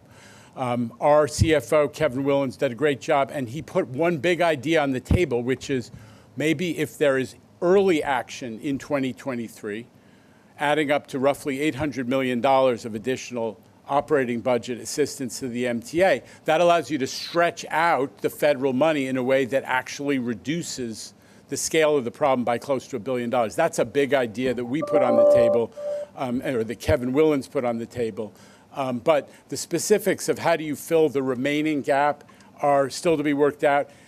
We're trying to seed the conversation among stakeholders, among decision makers, among thought leaders. That's what we are trying to do today. In the meantime, we're going to be doing our work to look for efficiencies at the MTA. But I don't want it to be confused. It's not just a matter of new revenue. We're going to be looking for efficiencies at the MTA, and we're going to be looking for things like we announced today with Transit Wireless, which is major new sources of revenue. The deal with Transit Wireless is going to provide a couple $100 million of additional revenue to the MTA because they're now going to be wiring all of the stations and all of the tunnels, which gives them additional advertising revenue opportunities. We're looking for new ways to add to help solve the problem ourselves, as well as looking to stakeholders to provide new revenue. I mean, the reason I asked that question is because given the fact that the economy is so tough in the city and the state, and there's going to be a hesitancy to raise any of these taxes that you have that already feed into the MTA, and certainly a resistance to adding a new tax, especially in an election year, or if it happens after the election year. I mean, how do you expect the state to come up with what clearly almost $1 billion? Again, it's premature to say specifically how to do it. Our responsibility is to frame the question so that there's no surprises, that we don't end up in a situation where the MTA board has to balance the budget only with the troika of doomsday tools, which is fare hikes, service cuts, and layoffs. We're saying to everybody, this is the size of the problem. Let's put our heads together and find solutions other than fare hikes, service cuts, and layoffs. It's the beginning of the discussion, Marcia, and you'll be part of reporting on it as it unfolds. All right, with that, let's stay on Zoom, go out east to Alfonso Castillo from Newsday, who is patiently standing by. Alfonso. Hi, Jano. Thanks for doing this. Real quick, a topic I think you'd be happy to talk about, third track. They announced on Monday that the first part of the track is going to be in operation as early as next month. Can you talk about the significance of this? I mean, as you touched on, this is a project that's been talked about for decades, and we are now, I guess, weeks away from it being here, at least in some form. Yeah, I mean, Alfonso, we've been talking to people about what's coming between East Side Access and Third Track. We're talking about a 40% increase in Long Island Railroad service, and most important, high on the importance list, for the first time, reverse commuting service, which is transformational for Long Island businesses. They can get workforce now from the city, from parts west of Long Island, as well as from on the island itself. So the whole growth of Long Island Railroad capacity is just huge. In the peak hour, that means we're going from 665 trains, I believe, to 928. I'll check those numbers, but I'm pretty sure that's the 40% increase. And at the same time, there will be outbound service for the first time. Huge increases and benefits. And it carries through all of Long Island. You're talking about, Jamaica Station is going to go from 433 trains to 721 trains a day. There is no expansion of mass transit in the United States that is even roughly equivalent to the scale of what is going on to grow Long Island Railroad service, to give Long Islanders, and it's going to mean and study after study has shown that it's going to increase Long Islanders' property values. It's going to mean for the roughly half of Long Island Railroad commuters who want to go to East Midtown, to Grand Central, instead of to Penn, that they save 40 minutes a day. So this is a transformational moment. The third track project is, I'm specifically to your question, that's amazing because what we showed is that, one, we can do a project of that scale on time and under budget, gave $100 million back to other projects at the MTA. We can do it without taking residential property. All of the disruption and concern and conflict, the residential property takings was avoided.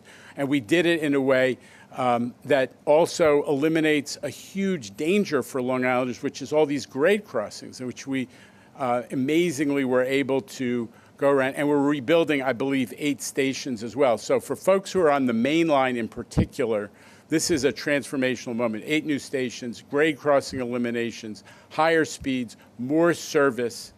It is a transformational moment, and for the MTA, I think proving that we can do mega projects on time and on budget is also a big milestone. So I just want to say a thank you to all the communities that we, since we're talking about this milestone, the communities that participated with us up and down the main line. We had literally weekly and sometimes daily conversations with municipal leaders and community and civic leaders, and that made a difference. It proves you can do difficult projects that I think Newsday started calling for 50, 60, 70 years ago.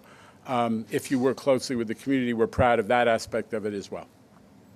To revisit David Mack's comments, I know you touched on some of this already, but getting to the substance of what he said about the timing of the economy, this just not being a good time. I know you just said that you felt that this would mainly affect people who are a little bit better off. I imagine there are a lot of people on Long Island who would take issue with that. So can you again kind of touch on, given where the economy is at, why it's still a good idea to move forward with this?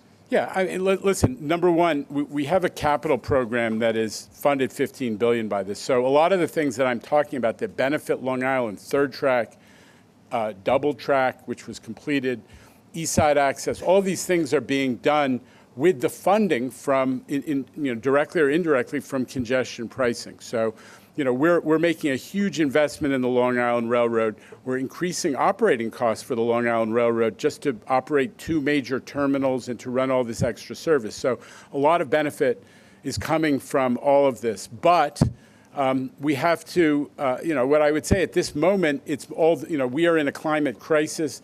Obviously, congestion pricing is in part purposed at improving air quality and protecting our air quality and our environment. But it's also about trying to make the central business district work in New York City. We have to make it work so police vehicles and fire vehicles can get around, that buses can get around, that the Amazon trucks and the Fresh Direct trucks and the DHL trucks and the UPS trucks that we've come to depend on for our economy can function, so that what we're trying to do is to make sure we don't get overwhelmed by single occupancy automobiles. And that is a trade-off, but we think it's the right thing for congestion. We think it's the right thing for the economy. And Long Islanders who use mass transit, which is the overwhelming majority of those who come to the central business district, will benefit because we are using the money to invest in mass transit, including the Long Island Railroad program. So that's what I would say. And over to Jose Martinez down there from the city. Jose, good afternoon. Good afternoon, Jano. Two questions, and I'll try and keep it simple. I suspect you'll say it's premature, but what role is there for labor in terms of making your budget make better sense and balance out? What can labor give, in other words? And then, given the projections that McKinsey made, and obviously there were other factors involved, but how would you grade McKinsey's performance overall in terms of the work that they have done for the MTA? I would give McKinsey's a pretty high grade. I don't know exactly where, but here's why, Jose. Just a little recap. Indulge me. The first McKinsey study, we literally began, and I remember it because we were all stuck at, I remember all those calls. I was stuck at home during COVID. When the MTA was at 10% of its ridership on subways and 5%, and we said we have to start developing credible data so that we will be able to explain to decision makers, especially in Washington, why what's happening is an existential issue for mass transit, the biggest mass transit system in the United States, which happens to carry close to half of the mass transit riders in our biggest city. And we have to develop a study. And that study developed, and you know what? The results of the projections that came out of that, which were informed by, obviously economic modeling and what was known at that time about the epidemiology and the way the pandemic was unfolding, they held until Omicron happened. And I think if we all look in the mirror, honestly, look at ourselves, whether we had a crystal ball, anybody had a crystal ball that said that the pandemic was, notwithstanding the mass availability of vaccination, that the pandemic was going to drag on the way it has, and that new variants were going to cause the pandemic to drag on, and that would have the impact of making it, that would have the impact of entrenching behaviors and attitudes about work from home, and that there would be much longer pandemic and a result, much less snapback. What we predicted was a snapback in transit ridership. I don't think if we honestly looked at ourselves that anybody had the ability to project that. But what McKinsey did held for over a year until Omicron. And now they've taken updated information, like every other expert on Earth and in the United States, to reproject in light of the way the pandemic has unfolded and the impacts we're seeing. Now, there may be new changes to our economy and society that we don't yet understand, that are still unfolding, and we will always look to update. But I would, because I was in that initial effort, Jose, in fact, I kind of spearheaded it, because I said to Pat Foy, we really need major, credible data on what's unfolding and how it's likely to play out. We did it early, and it was part of building the transit industry's response and advocacy for significant Washington aid to mass transit. So I'm confident that we did what we could, and that McKinsey's done a solid job. We're all hindsight is 20/20, so it's easy to say, that wasn't exactly right. But honestly, none of us could have predicted exactly how this thing was going to pan out and how it was going to affect commuting patterns and how we all live. What was the other question, Jose? Labor. Yeah, labor, what you might be able to say. Yeah, I mean, it's in a fair terms of question. what Listen, can labor do? labor are our partners there. Between our labor costs and our pensions and other aspects of our labor relationship, I think it's something pushing 80% of our cost structure. So they have to be part of this. They are, huge stakeholders in the success of the MTA and, in the funding of the MTA. And, I look to partner with them as this unfolds. We all have to make a good case, and I know we're on the same side. And I know that, and last question, promise. I know that it's sort of forbidden to discuss here, but is there any prospect of diminishing train crew size as a result of labor giving back, so you have one person on a train as opposed to two? Listen, I don't think that's not looking at that at this moment. One-person train operation, AKA Opto, has been successful in some places on the shuttles. It's been successful on the G train, but those are short consists, right, Jose? Those are six, like 5 and 6 car consists, 5 and 6 car trains, not the long trains. And there's no question that, especially in light of the safety issues that we're experiencing, that the conductors on longer trains, which we rely on for capacity, especially in the peaks, are of real value. So, obviously that's a discussion that we need to have, but it has been successful in limited scenarios. And the next question is right next door, Michelle Kasky of Bloomberg News. Michelle. Hi. So, earlier you mentioned about trying to find savings, some efficiencies. Do you have any kind of goals set in place in terms of wanting to find, X percent of cost savings over a certain amount of years or in certain years? Well, I think we haven't set a goal. What we're trying to do is to attack it, to try to look at what the some standards are at other transit agencies about how efficient certain operations can or should be, and try to look at how do we move towards those, those standards that exist elsewhere. And what we're not going to do is a little of what I think happened, got us off track in the transformation, which is to set an arbitrary goal and then just not, take the steps to see whether it's doable or can be effectuated. That was unsuccessful. Right now, we're attacking this as, and I got to say, Rich Davey and Kathy Rinaldi, who are the two operating agency leads who have the biggest budgets, are working with us on how to get at issues of efficiency and savings. And then also, I know you've talked about this in the past, but this idea that, in the past that fares and tolls would account for 40 or 50% of the budget. And again, most, all other transit systems throughout the U.S. never has had that structure. They've always, for years, have relied on a much greater amount of dedicated revenue streams and subsidies from state and local governments to help the systems run. It sounds like that MTA is just moving or has to move more in that direction. I'm just wondering if you could speak about that. Well, I think you make an interesting point. Right now, MTA is, if I'm not mistaken, our fare box recovery is like 30-something. It used to be well into the 40s, and depending on which metric you use, over 50 even. And that's putting us much closer to the standard in national transit. Part of the point that I've been making is if you have a city like ours, or a region like ours, which is totally dependent on mass transit, maybe the funding model of putting more on the backs of the riders and the fare box than anybody else does is not ideal and ought to be re-examined. So I have put that on the table, and your comment highlights it again.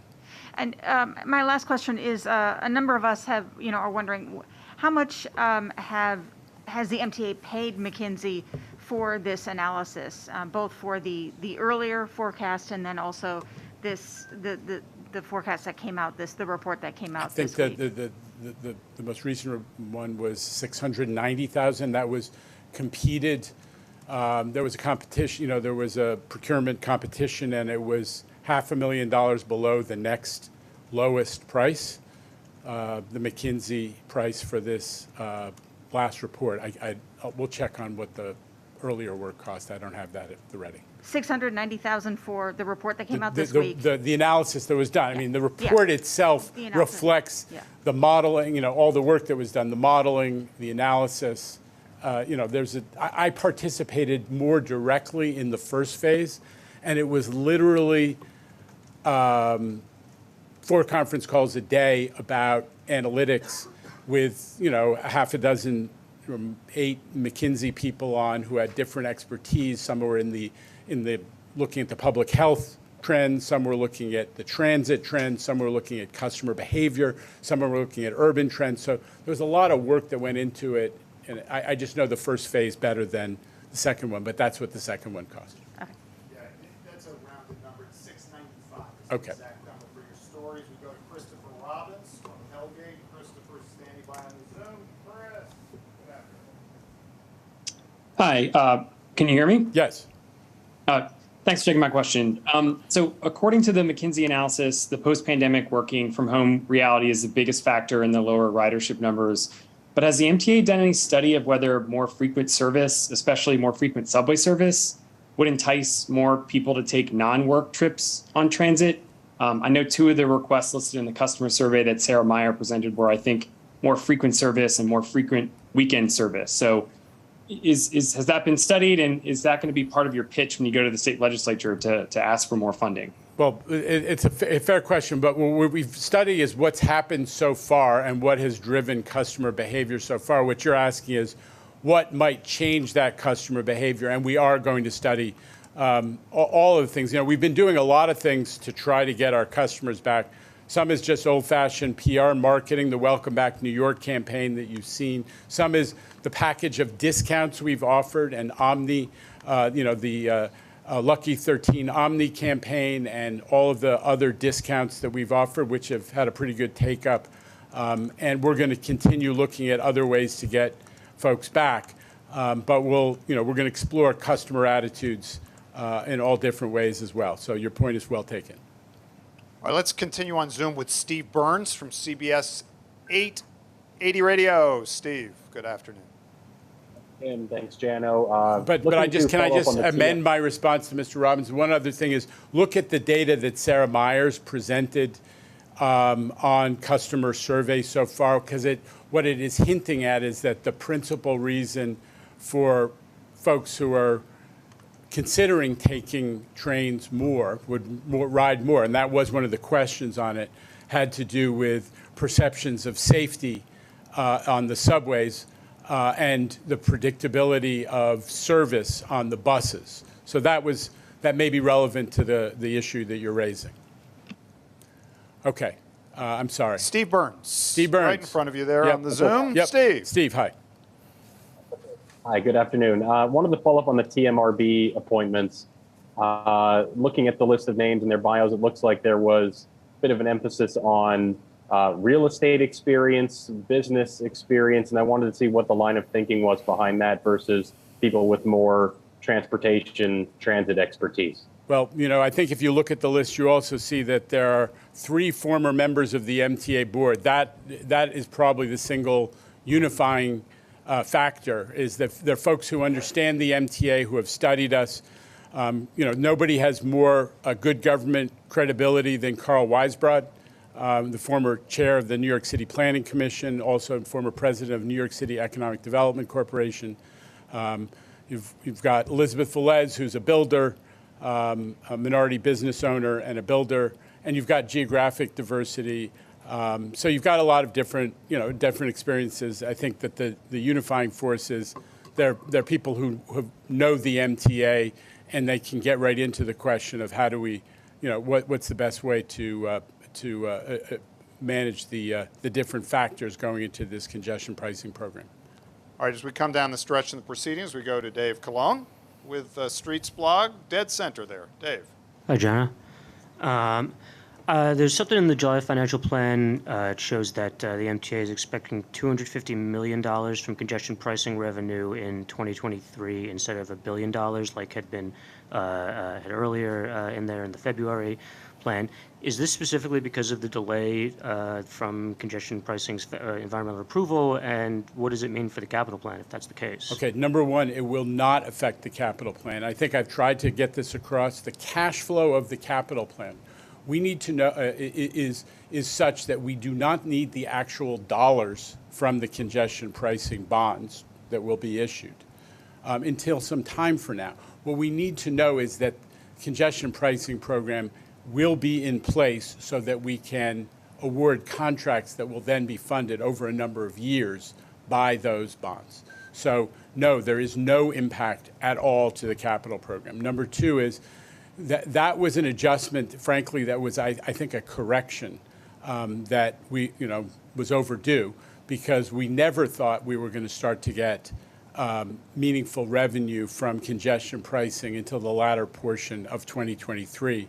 And it was probably an error that we were carrying the whole full year amount in 2023. So not a significant change either in terms of impact on the capital plan, and it will not alter our ability to do projects in any way. So it's like a $750 million oopsie?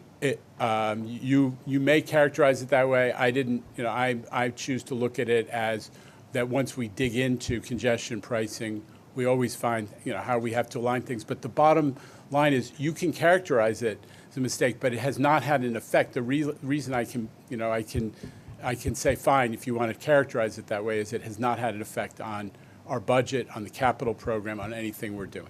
Okay. So the other thing is, last few days, last couple of weeks, Mario Peliquin, who you might remember as the COO from back in the day, has been tweeting at people that there was some kind of plan that was going to decrease MTA costs and really kind of change things around here, but people didn't have the backbone or the resilience to make it happen. Do you want to comment on whether there's some kind of secret plan that's out there that just never really got implemented? That I'm former unaware COO of it. I'm unaware is of it, talking about? and given how much the MTA paid Peliquin for his short stint at the MTA, I think he should tell us what's in that secret plan that we're unaware of. All right, moving on to the New York Post. David Meyer's got the microphone spun, so maybe Deshawnay has the question. No, it's back to David. All right, go ahead. I would also like to have all the secrets blown out so everybody can know about them. So a follow-up on David Mack, but not actually about David Mack. Mr. Mack today suggested shrinking the capital program. On Monday, John Samuelson suggested using congestion pricing money not for the capital program but for operating.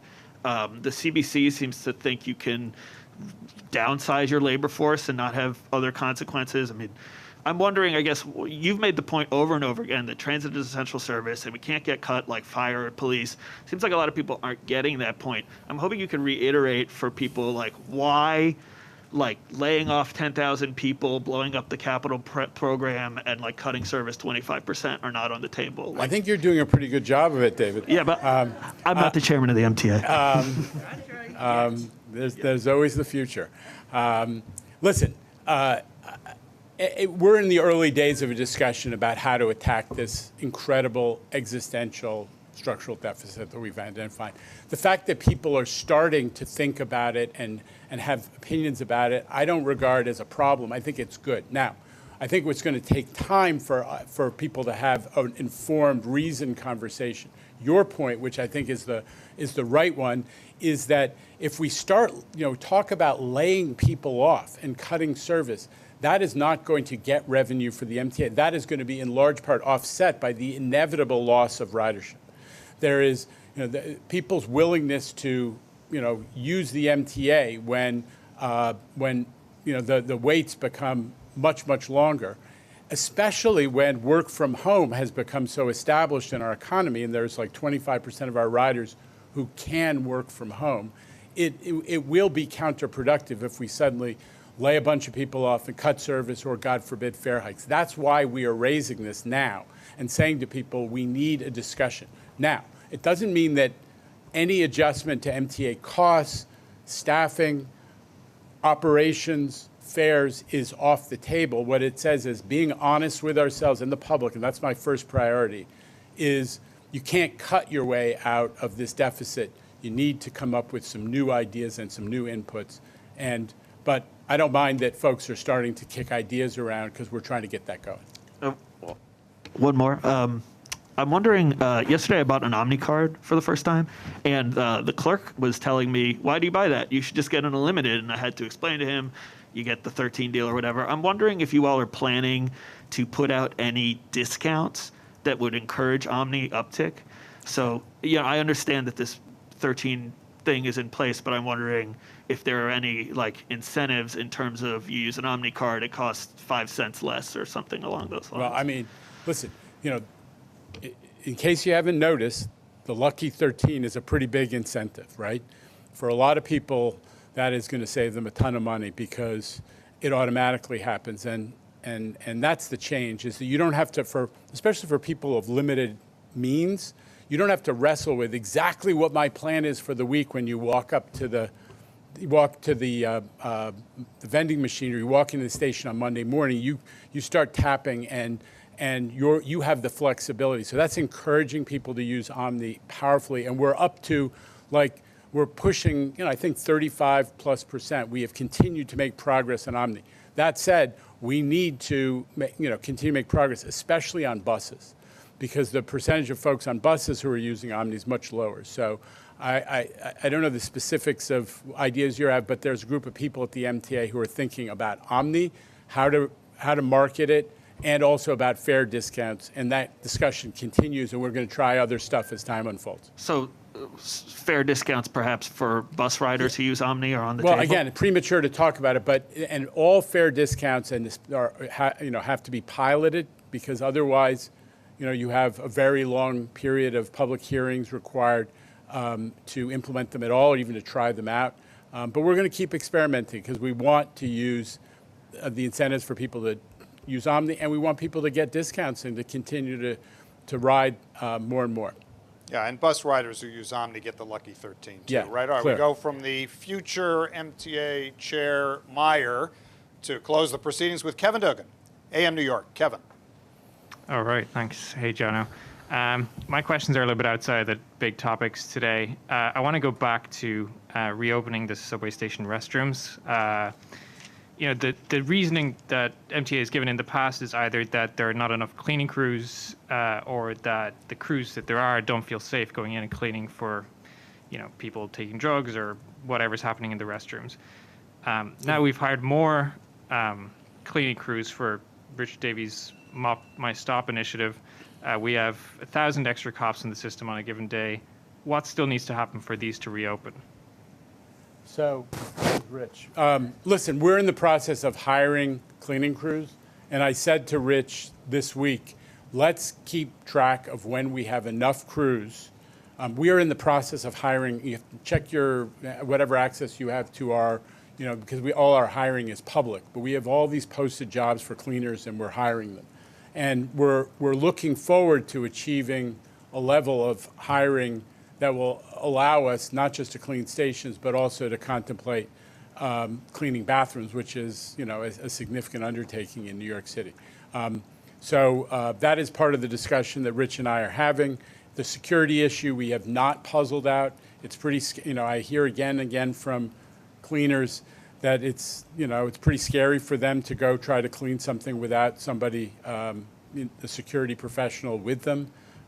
So we're trying to figure that out as well. Rich.